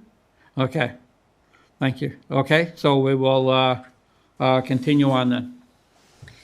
So through you, Mr. Mayor, again, on the motion by Councillor Stewart, seconded by Councillor Kaur, be it resolved that the consent agenda items as listed on the June 15th, 2020 council agenda be received and the recommendations contained therein be approved as applicable. Hearing no discussion, I'll call the question. Councillor Hahn. Councillor Hahn, you're muted. Thank you. Yes. Thank you. Councillor Hildebrand. Yes. Councillor Kaur. Yes. Councillor Stewart. Yes. Councillor Wink. Yes. And Mayor Junkin. Yes. The motion is carried. Okay, we now go to, let's see, I don't think we have any reports from members of council. So we go down to 10.2, staff reports requiring action. 10.2.1, 2020 by-election timeline and draft proposed pandemic procedures, 2020 to 0082, and I believe Madam Clerk will make this presentation. So through you, Mr. Mayor, we do have a motion by Councillor Hahn, seconded by Councillor Hildebrand. Be it resolved that council receive report 2020-0082. and that council consider endorsement of the 2020 Ward 1 by-election bylaw, establishing the Ward 1 2020 by-election date as Tuesday, September 15th, 2020. Before council does vote, I wish to point out that there was a revision or an amendment to the report, as I noted in an earlier email today, with regard to the Municipal Elections Act and individuals who are residents of Pelham or own property or are spouses of property. Previously, we had understood the legislation to say that they had to be eligible both on nomination day in the regular election, that would be July 2018, as well as for this by-election. However, that instance does not apply to the town of Pelham, as it referenced only with regard to the death of candidates, not the death of sitting members of council. So that has been amended, so I would ask that the motion read to receive the report as amended. Any comments, debate, or questions on this report? Seeing none, I'll go back to the clerk. So if I could just have a mover and a seconder for receiving it as amended. It looks like Councillor Kaur and Councillor Hildebrand.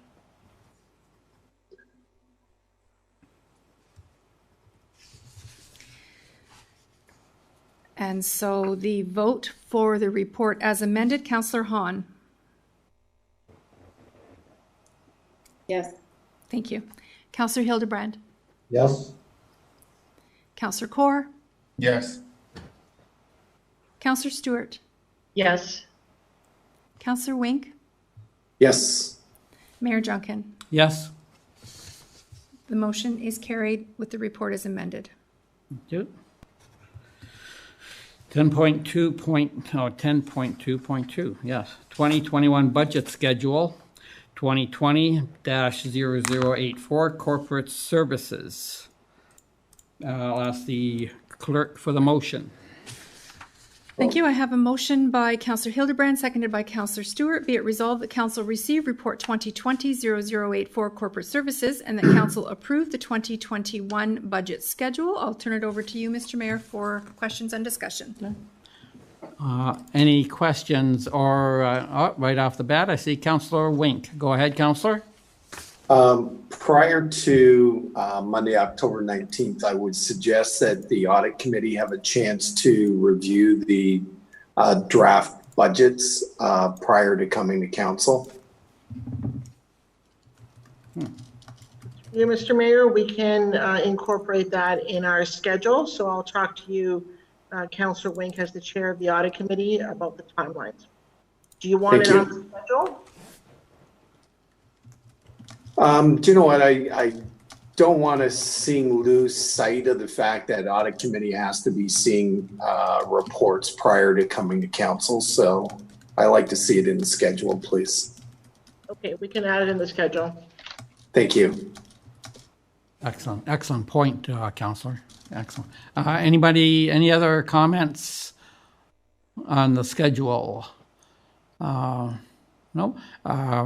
Mr. CEO, any comments? I know that you worked the schedule out so we could be ahead of the stat plan, I believe. Yes. Well, thank you, Council. We heard your comments from the last meeting, and I think Councillors Wink and Hildebrand both voiced a desire to be able to have more data before yourselves before you actually pass any part of the budget. And while by necessity you can only deal with them one at a time, this is an attempt to sort of split the difference. If you read through the schedule, you'll be able to relook at your strategic plan, and that'll be another prioritization exercise.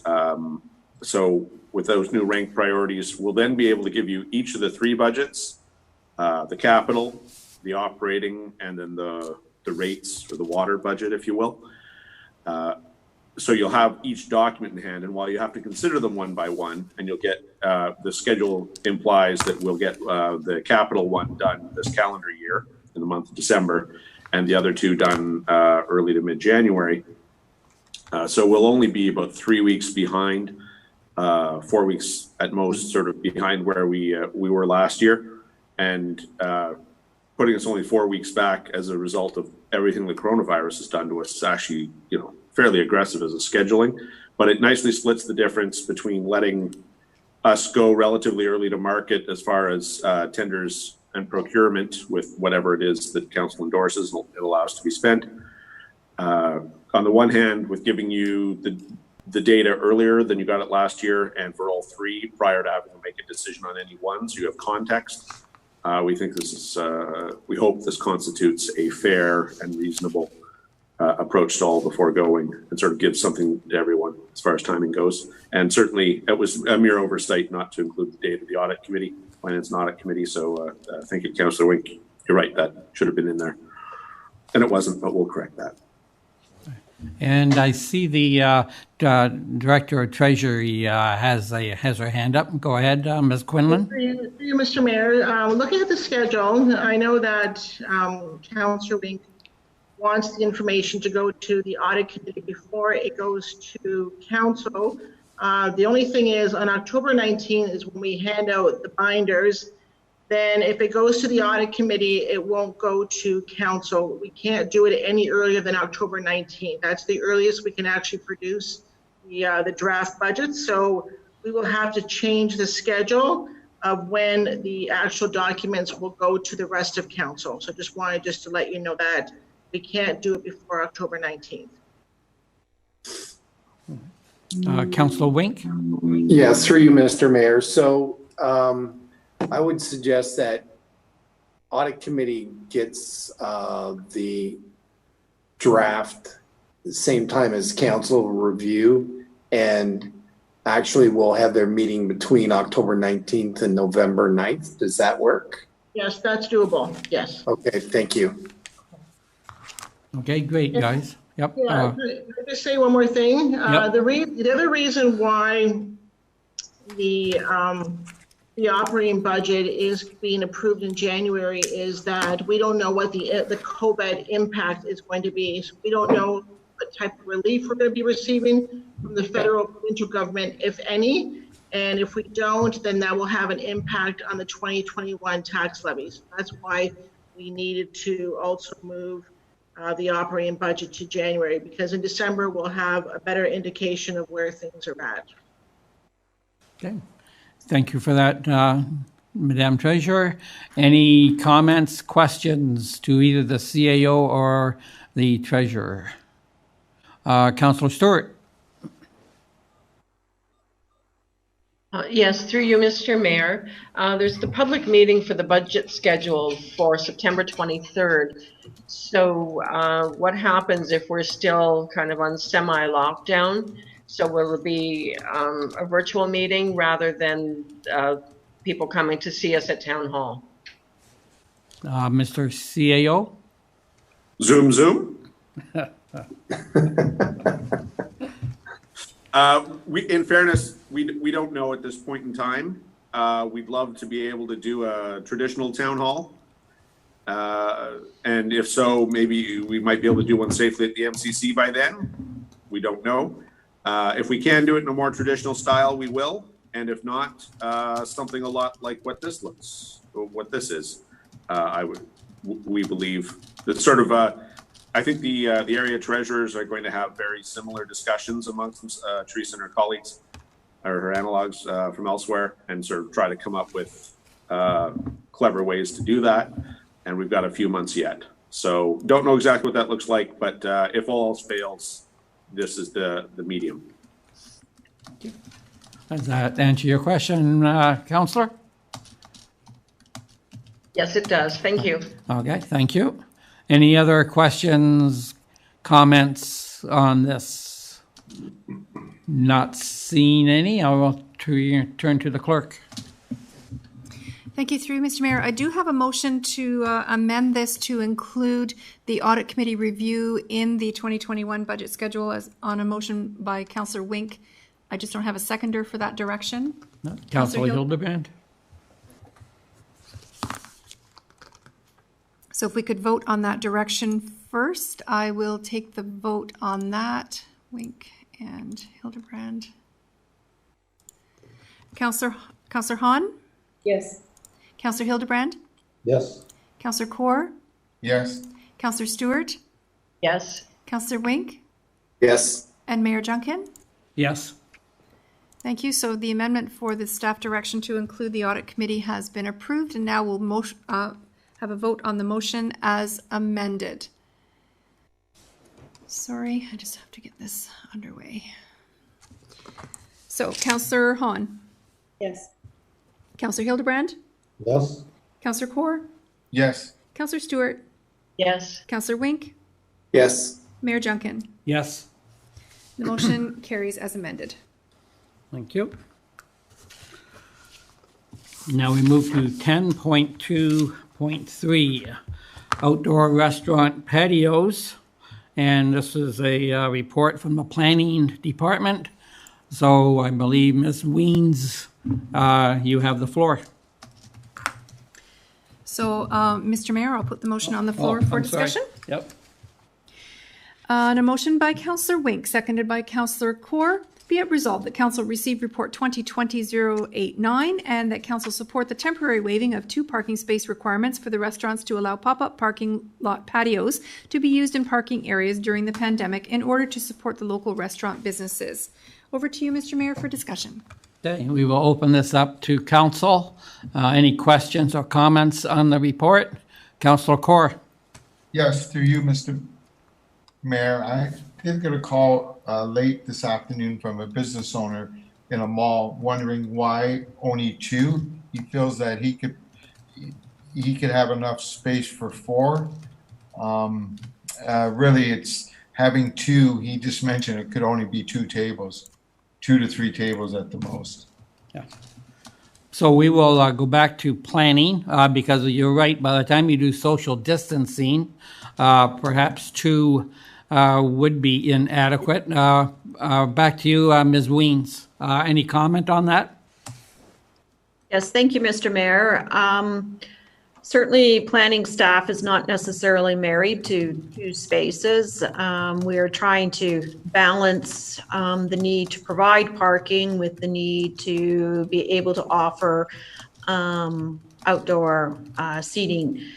I too heard from a restaurant operator over the weekend, and they indicated they wanted 5 spaces and would be looking at putting in picnic tables, 1 in each spot. So it depends on the type of tables and the type of seating you're going to offer.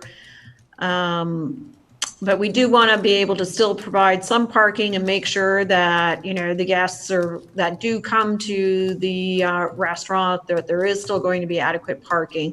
So if it's 2 or 3 or 4, you know, staff is certainly flexible on that. We're not necessarily married to 2. We also had some further discussions with the fire chief and the CBO because probably most of these operators will also put up tents, and tents over a certain size will require a building permit. So when you're at kind of 4 parking space size, that's probably the threshold where you'll need a permit for a tent. So that's just some further information for council to consider as well.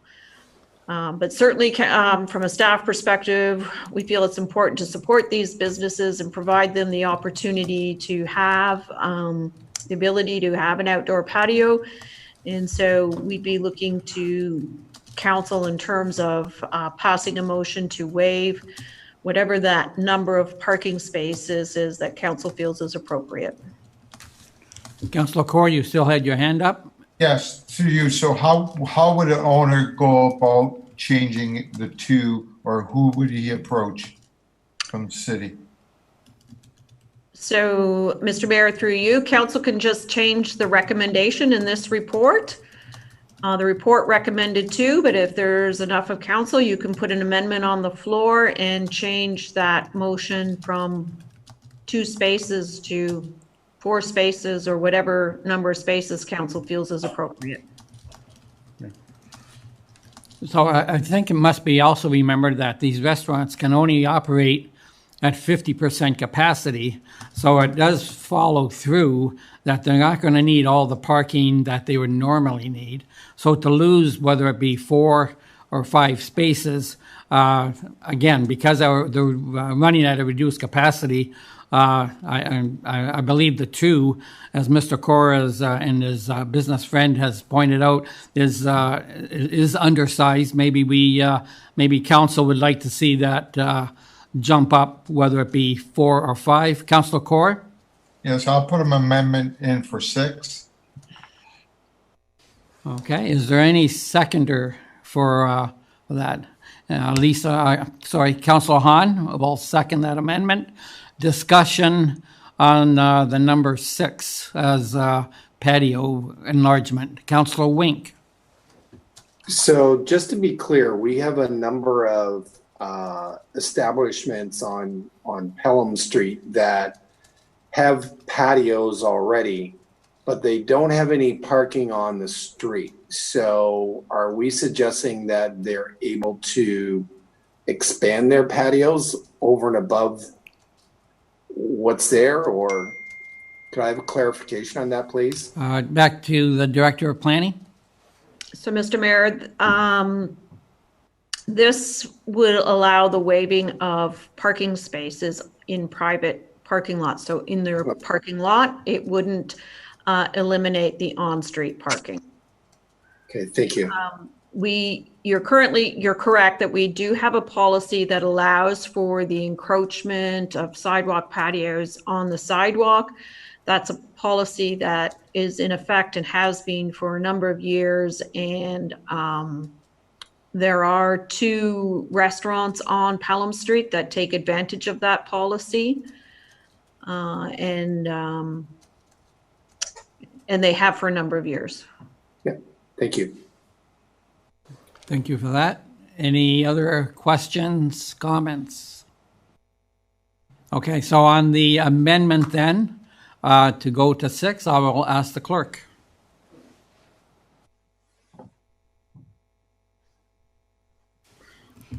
Thank you. So members of council, just for clarity, this is on the amendment to strike the number 2 and replace it with 6.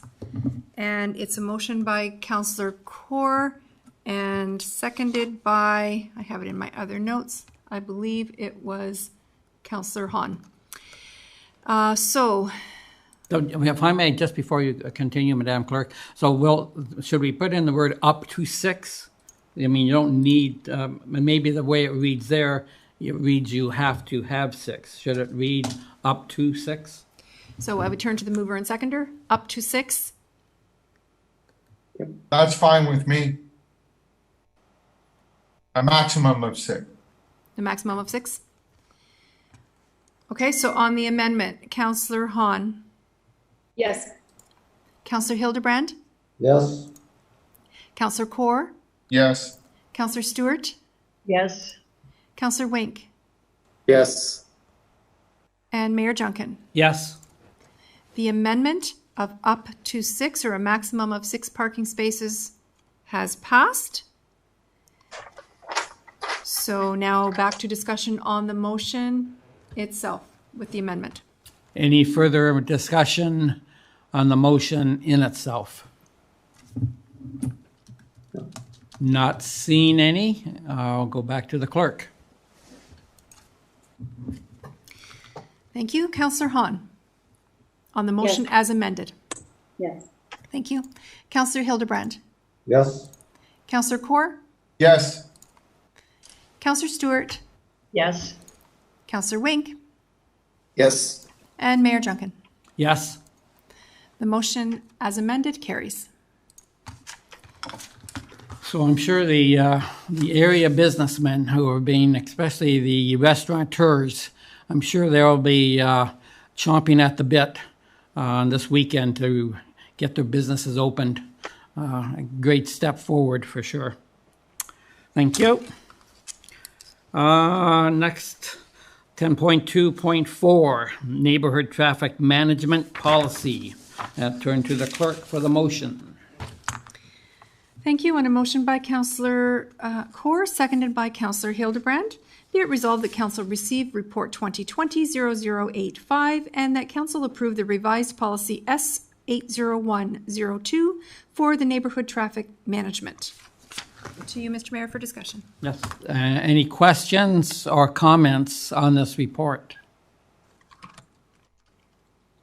Councillor Wink.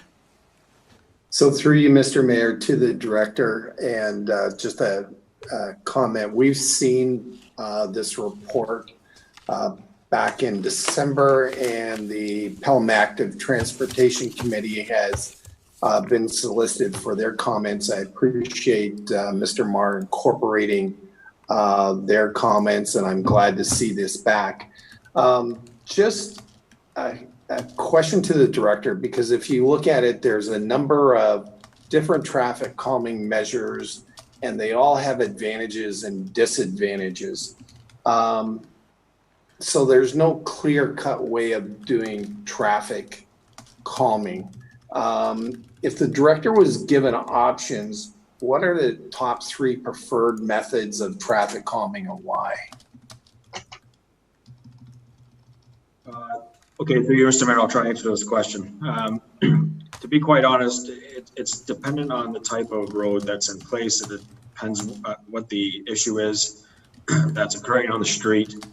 As a general stance and position, Public Works would always like to see less drastic measures be applied. So in this policy and procedure, we do passive measures first, which may include some signage or line markings that would tend to try to deter speeding and control traffic in that sense. The policy does lay that out as a first step, and we would look at that. Then if those didn't work and we need to take more solid measures with respect to traffic calming, as part of this policy and procedure, we have public consultation.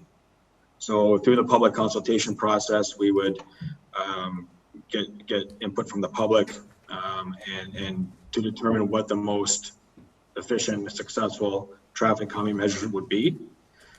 In terms of emergency services, I know that any vertical deflection is not liked because of having to slow down emergency vehicles. So that's a consideration, and that's also part of this policy that we would apply. We are trying currently on some new construction projects, specifically on Pelham Street North. We're trying some road dieting, which I personally think is going to be effective in reducing traffic speeds. And in a sense, you bring pinch points down on the road, which will give a visual effect and also tend to slow traffic down at those pinch points.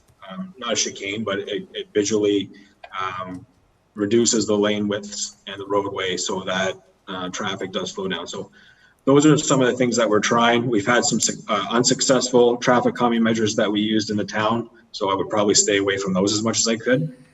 But again, I think it's really you let the process follow out and you get the public input as well. If there's some if there are traffic calming measures that we're going to be putting in place that are significant, it probably would involve the hiring of a third-party consultant to take a look at our engineering data and the conditions that exist and come up with a workable solution. So we would rely on third-party consultants in some of these certain instances as well to come up with the preferred measure. Councillor Wink. So we have a request for an engineering report for the initial phase of South Pelham up to Glenade Green. So is that engineering report going to take into consideration your traffic calming report that you're presenting to us today and incorporate some of those suggestions into that area?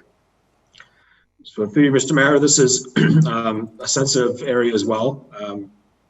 The first section that we're doing is basically in the downtown core leading out to Port Robinson Road. So we're looking at providing some on-street cycling facilities in those areas. We're limited with roadway platform there, but even having those on-road cycling facilities will tend to slow traffic So that'll be the first. The next phase is moving from Port Robinson Road further south, and that's through the school zone. So I've been in contact with both the Pelham Active Transportation Committee as well as the Student Active Transportation Committee at Glenley Green School, and they're very interested in seeing what's going to be proposed there. So we're working with our designer right now and working with those groups to see what can be done in terms of implementing traffic calming measures as part of a reconstruction project. So those, yeah, we're still in the design phase on those.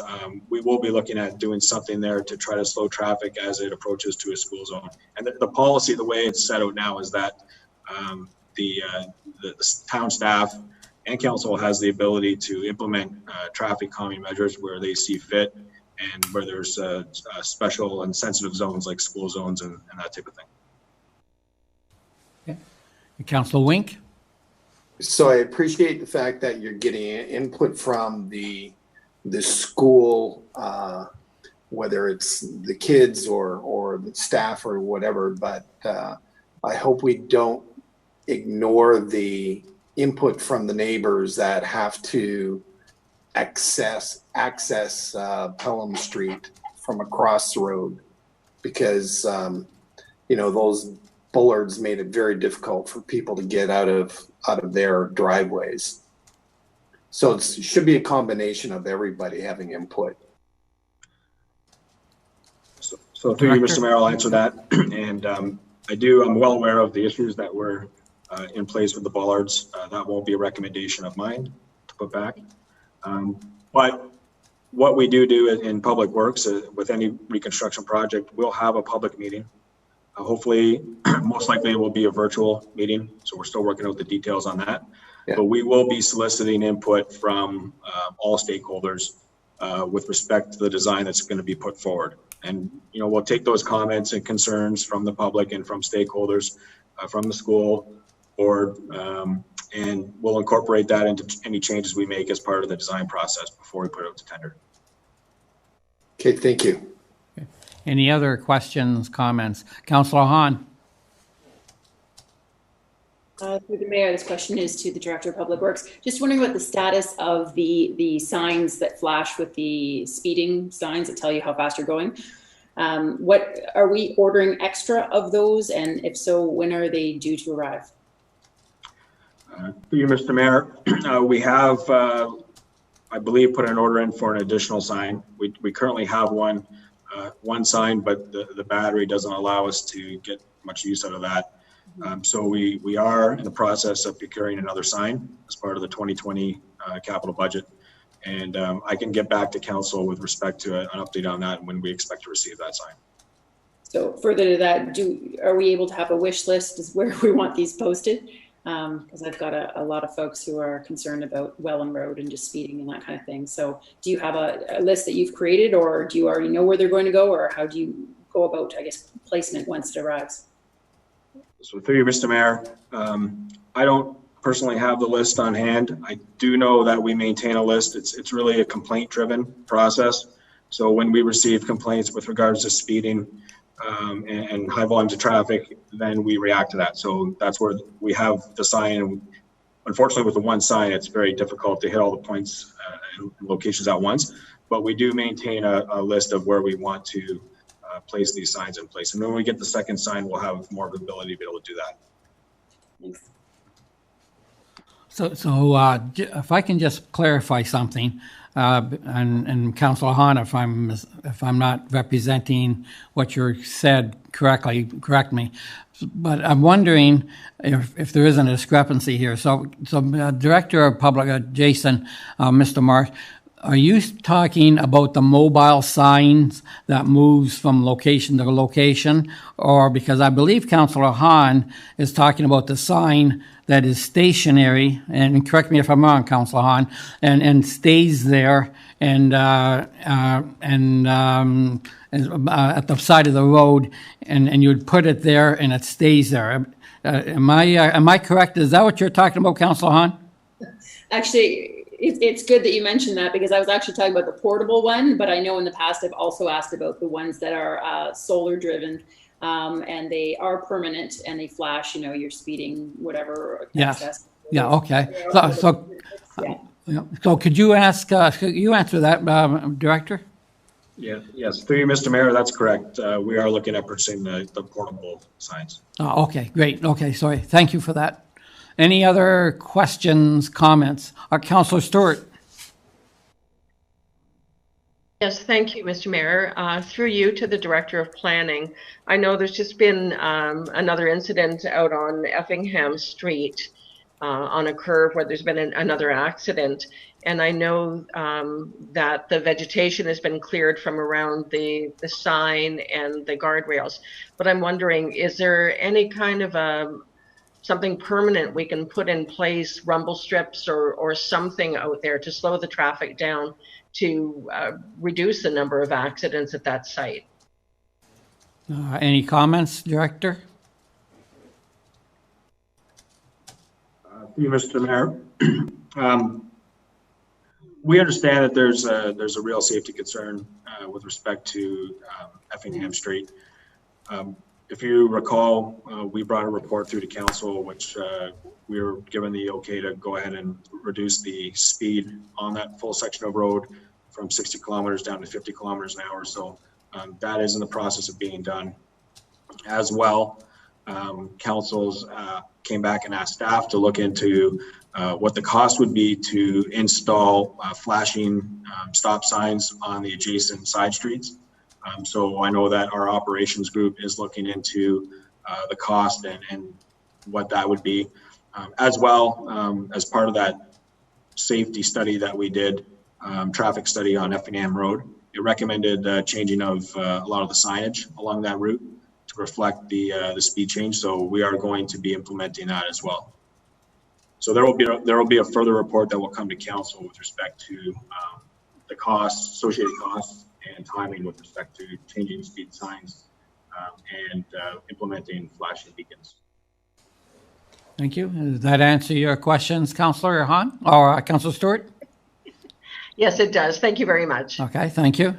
Any other questions or comments on the study? Not seeing any, I will ask the clerk. Thank you. So back to the motion by Councillor Kaur and Hildebrand. Councillor Hahn. Yes. Councillor Hildebrand. Yes. Councillor Kaur. Councillor Kaur. Oh, muted. Councillor Kaur, your mic is muted. Or is he there? No, he's there. Councillor Kaur, do you have a vote on this issue? I don't know. He's muted everything. Councillor Kaur, your microphone is muted. Okay, there I'm we sorry. go. That's okay. So this is the vote for the traffic management policy. Yes. Thank you. Councillor Stewart. Yes. Councillor Wink. Yes. And Mayor Junkin. Yes. And the motion is carried. Yeah, moving down to 10.2.5, the Bauer Trail hard surfacing. We will have the motion from the clerk.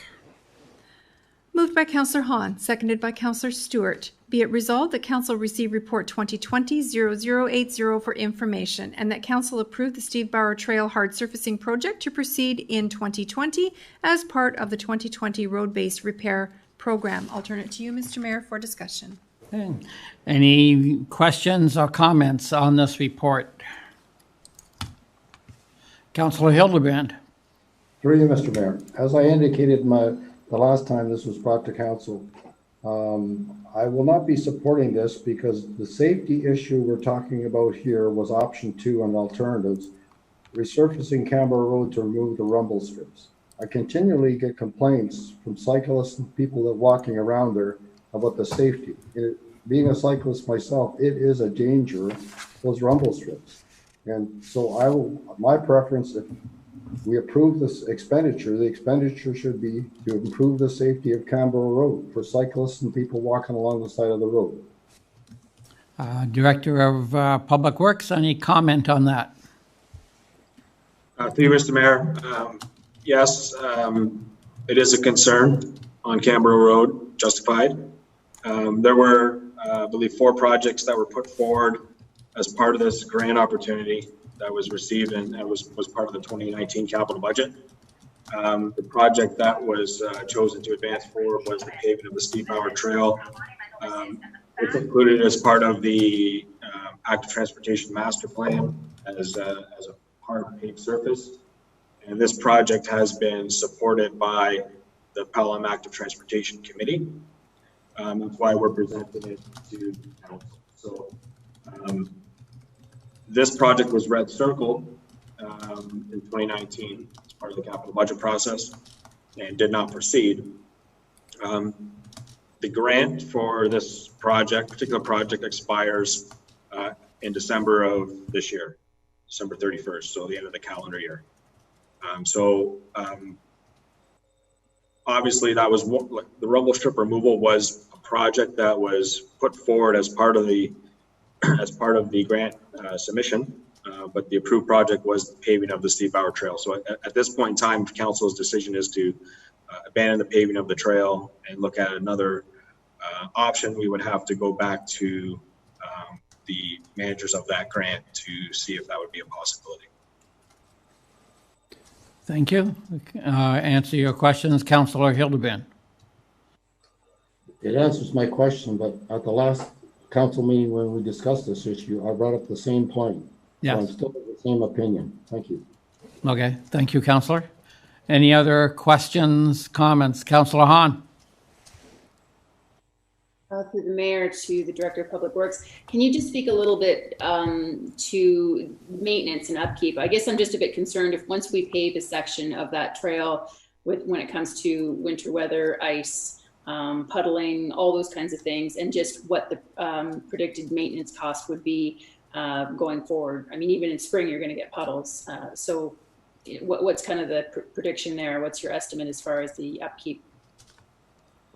Through Mr. Mayor, so once the trail is paved, there will be maintenance with respect to rehabilitation of that pathway at some point in time, and that would be the responsibility of the town moving forward. But we maintain regular maintenance on our trails now with respect to the condition of the surface. So obviously, repairing, rehabilitating a paved path will be more expensive than regrading a stone path in the future.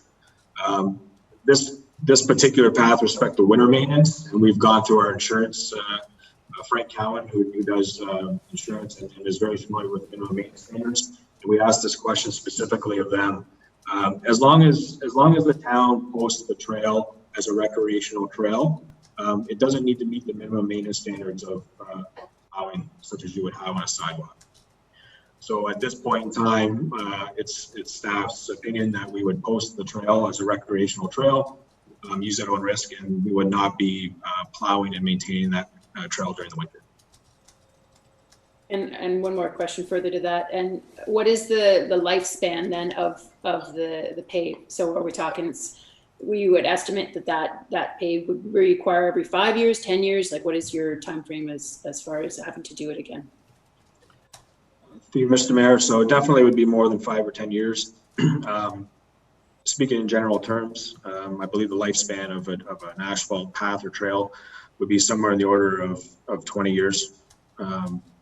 It all depends on the type of foundation and base you have, and that really will affect the life of the asphalt.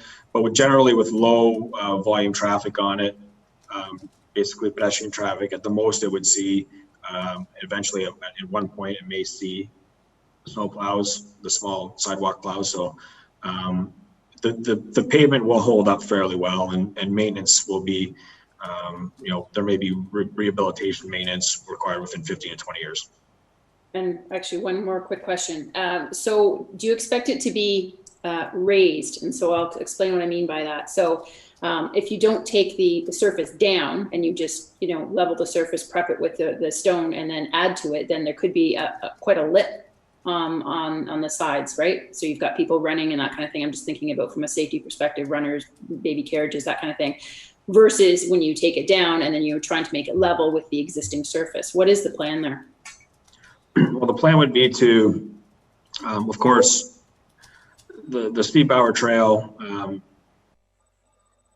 is roughly 2.5 to 3 meters wide. That's also going to tie in with the Station Street reconstruction, and the Steve Bauer Trail is part of that reconstruction project in the future. So we would widen out that platform to be somewhere between 2 and 3 meters. I'm expecting to be about 2.4 meters wide, 8 feet. It will include excavating down, putting in a proper granular base, and then paving. Once the paving is complete, there will be proper granular shoulders put on, just like you would on a road. So the trail will need to be maintained at times with respect to the edge of the asphalt, but minor maintenance. There won't be a lip of asphalt left exposed for somebody to trip or slide the wheel of their bike off. No, it would be smooth level surface for the whole trail platform. Okay, thanks. Any other questions, comments? Mr. CAO. Two pieces that I think bear mentioning before council holds a vote on this item. Firstly, the proposed paving of a healthy portion of the Steve Bauer Trail will greatly improve the trail's accessibility features. And so it will do a lot for those portions of the community that have mobility challenges. Yeah. Secondly, staff have recently identified a potential funding opportunity. This is one of the options that will be presented to well, with a positive vote tonight. But in theory, if that occurs, this is one of the options that will be presented to council. And although I'm speaking in the abstract because you don't know what your options are yet, it is possible that you would choose this to nominate this towards that grant, in which case it's distinctly possible that the municipality will be able to significantly upgrade the Bauer Trail at something between little and no cost to itself for an enormous upgrade. So we have a unique opportunity here where there's already 75% grant funding. There's a possibility of an additional, in essence, grant on top of that. So I bring that to your attention at this time. Thank you, Mr. CAO. Any other comments, questions? Councillor Hildebrand. It's not that I'm against repaving the Steve Bauer Trail, but I don't understand. We've been talking for years about those rumble strips and the safety of them, and it seems as though that's never been addressed.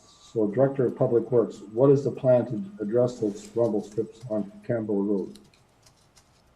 Mr. Mayor, currently there's no capital project directly associated with that repair. But upon the wish of council, that could be something that could be worked into a future contract or a future asphalt road rehabilitation contract. Or in fact, it could be part of our annual road patching contract to do a repair such as that. Unfortunately, at this point in time, Campbell Road is not a road that would be considered high priority for reconstruction. And so that issue with the rumble strips would not get addressed, most likely, unless we put out a separate tender and project to take care of that removal of that rumble strip. It won't be taken care of until the roadway is reconstructed or resurfaced. Does that answer your questions, Councillor? Or? Yes. No. Okay, thank you. I see two more. Let's go with Councillor Stewart first. Thank you, Mr. Mayor. I agree with Councillor Hildebrand. I believe that the rumble strips on Canberra Road are more important than the paving of the trail. And it says, like, under alternatives reviewed, that is one of the things that the money can be used for. So that's where I believe it should go. Okay. Councillor Wink. So just some comments to council. This has been before council 3 times now. So firstly, we approved and we identified that we would pave the Steve Bauer Trail. The next one was that we would red circle this until this year. Pelham Active Transportation Committee put their recommendations in the council and said that they would like to see the Steve Bauer Trail completed with this grant money. I understand what Councillor Hildebrand is saying, that Canberra Road is dangerous for bicycles. It may be something that we need to look at going forward as far as capital improvement. But at this point, the usage of that trail, the fact that people with disabilities cannot use our trail system, and this will allow people with physical disabilities to be able to use a trail in our town, is very significant. So I fully support this recommendation. Thank you for that, Councillor. Any other comments or questions? I also would like to say that with the endorsement of the Pelham Active Transportation Committee, I've been on that Steve Bauer Trail. It is used tremendously, a lot by a lot of people. I understand what the councillor is saying, Canberra Road. Perhaps as council will have to, depending on what happens this motion, perhaps we'll have to take a look at that and direct the director to get some quotes and put it in the capital budget if that's what happens. Anyway, that's my 2 cents. Councillor Hahn. Mayor, just so I'm clear, how far do these rumble bumps go that they're posing a safety issue? Because I mean, a safety issue versus something that's not particularly a safety issue, that should take precedence. But is this a really big reach as far as expenditure to repair those that area? Does it go for miles, or what are we looking at? Either councillor, let's go to the director. Director, do you have any idea of the length? Thank you, Mr. Mayor. I'm not sure of the exact length. I know it runs from up at the top of the hill at the the intersection of I think it's just past Concord area, and then runs to the west past Effingham Street. I know I see Councillor Wink now. He said I also have Ryan Cook on the line, our operations manager, and he may have some insight on how long that rumble strip actually runs. I know for a fact that the funding that we have will not include the removal of everything. Thank you. Any comments, Mr. Cook? No, I think Jason's got it. They kind of start up near that Vinemount area, and I don't believe they run past Effingham too far, but could be wrong. Okay, great. Thank you. Any other comments, questions? Not seeing any. I'll go back to the clerk.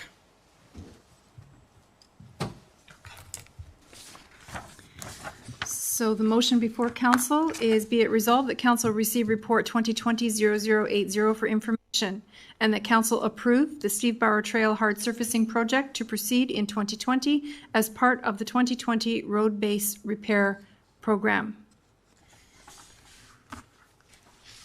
Any further questions, comments, or amendments?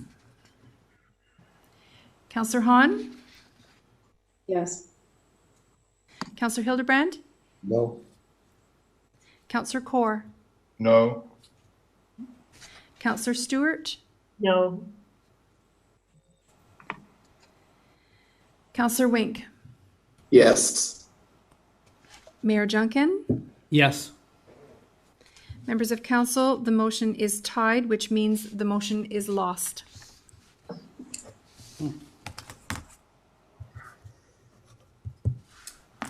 I'm not sure if the CAO wishes to comment on next steps with regard to this grant. Well, perhaps we should hear from Councillor Wink first. So, question to council. Why do we establish committees in this town if we don't listen to their recommendations? Pelham Active Transportation Committee is fully aware of the rumble strips on Canberra Road. They're all about cycling. They're all about walking. They're all about healthy living. They've made a recommendation to this council, and we're ignoring what they're presenting to us. If we keep on ignoring committees and what they're trying to do for our town, why the heck do we have committees in the first place? Like, I'm sorry. I find this very, very demoralizing for the committee and for this council. Any comments, Mr. CAO, as to what would happen to this grant now?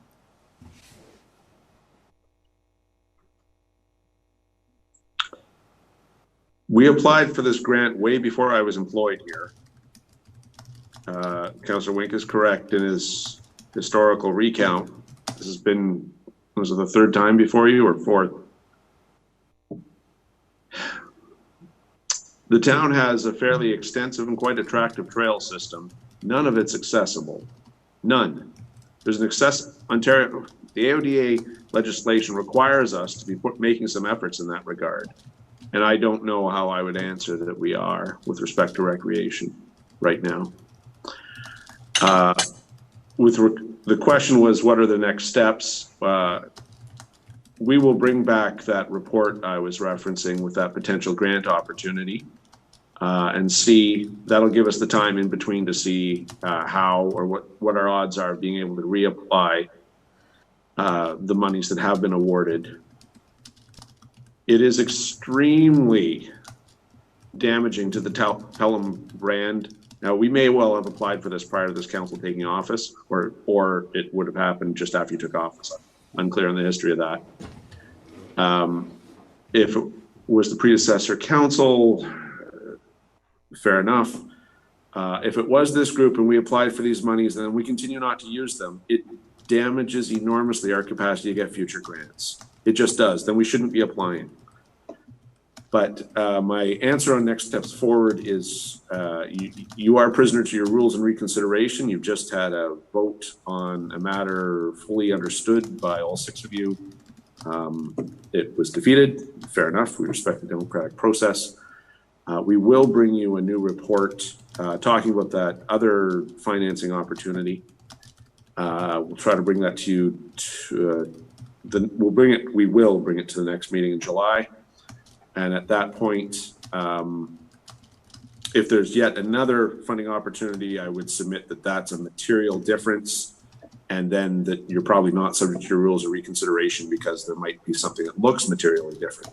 Within that, I'm sure we will address if there is another opportunity to use the monies that we've just declined to use, so that you have as many options available to you as possible.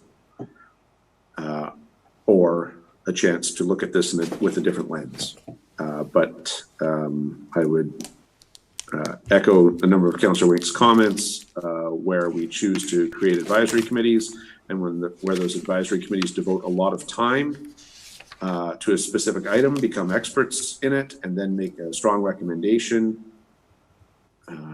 The anticipation is that, generally speaking, that is something that will be deferred to.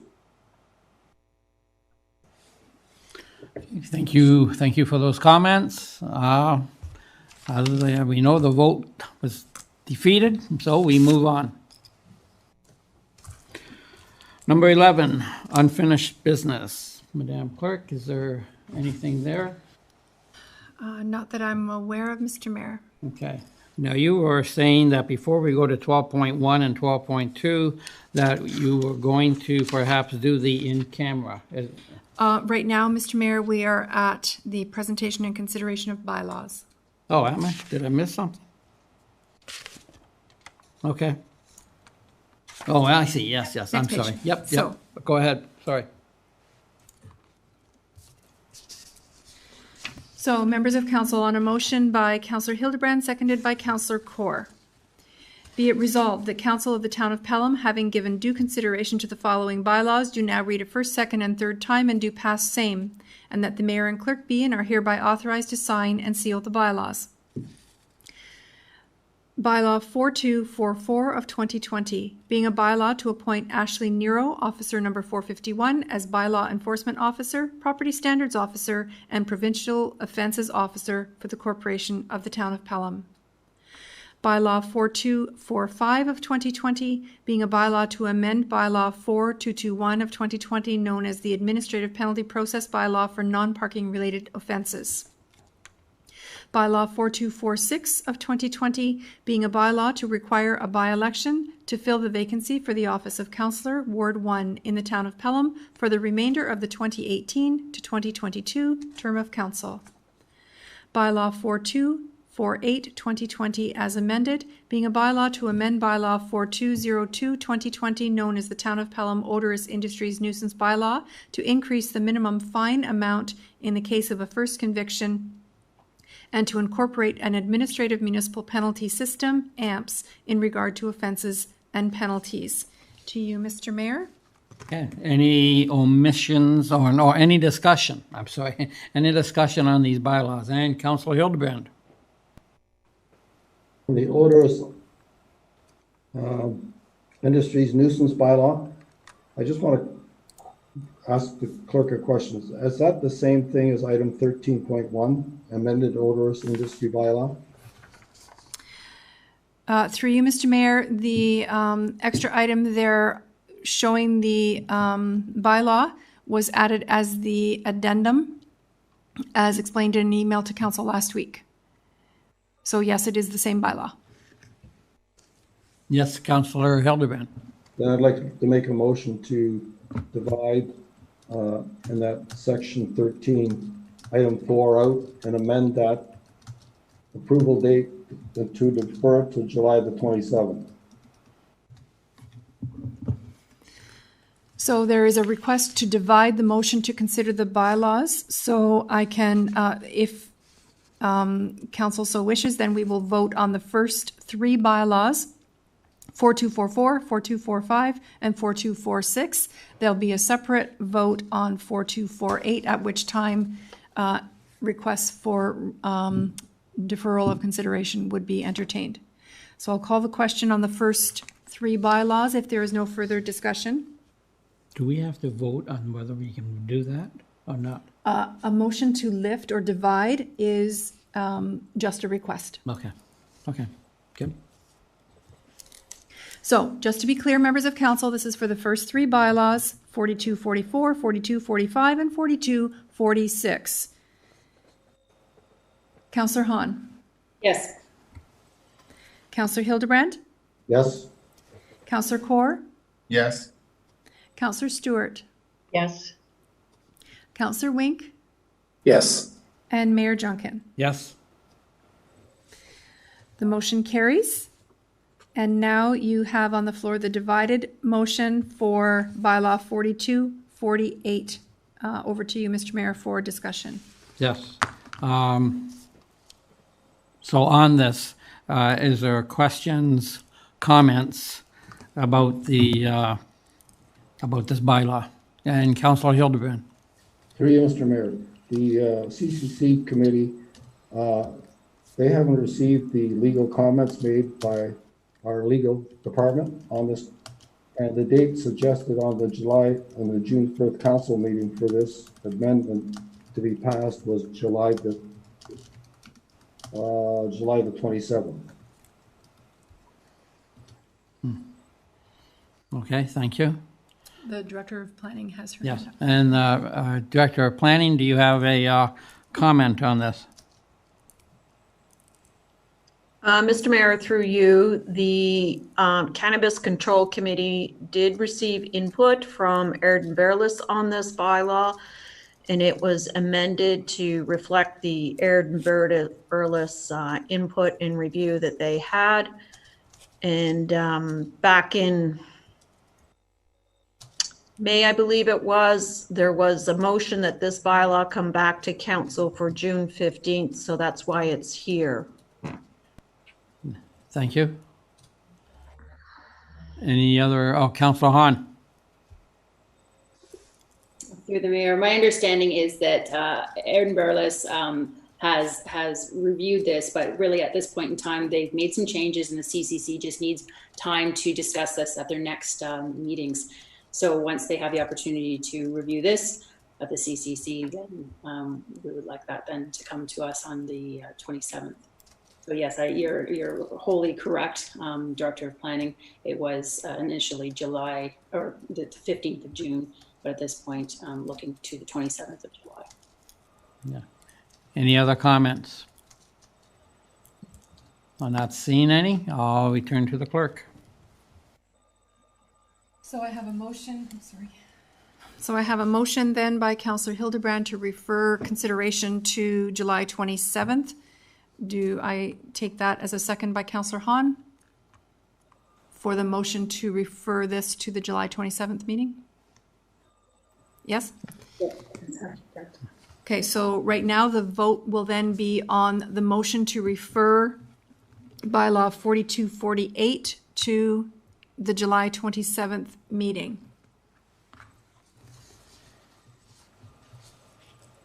Any further discussion on the motion to defer? So I'll call the question on that. Councillor Hahn? Yes. Councillor Hildebrand? Yes. Councillor Kaur? Yes. Councillor Stewart? Yes. Councillor Wink? Yes. Mayor Junkin? Yes. That motion carries. The bylaw will be brought back at the end of July. Okay, thank you. So now we're down to motions and notices of motion. Is there any notices of motion this week, Madam Clerk? None that I'm aware of, Mr. Mayor. And how about 15, matters of committee of the whole or policy and priorities committee? None were brought forward on the agenda. Okay.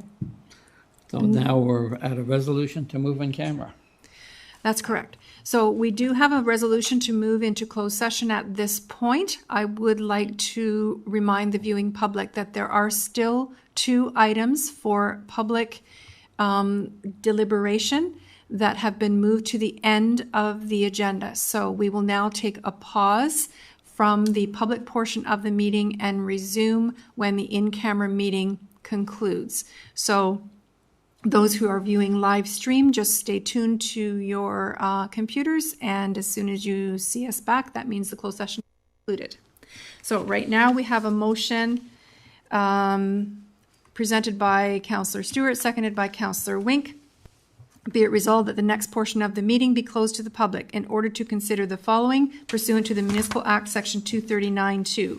Personal matters about an identifiable individual, including municipal or local board employees, with regard to COVID-19, and under Section J, financial information that belongs to the municipality or local board and has monetary value or potential monetary value. 1 item. On the motion to move to closed session, Councillor Hahn. Yes. Councillor Hildebrand? Yes. Councillor Kaur? Yes. Councillor Stewart? Yes. Councillor Wink? Yes. And Mayor Junkin? Yes. The motion carries. If you'll just give staff a few moments to close the live streaming.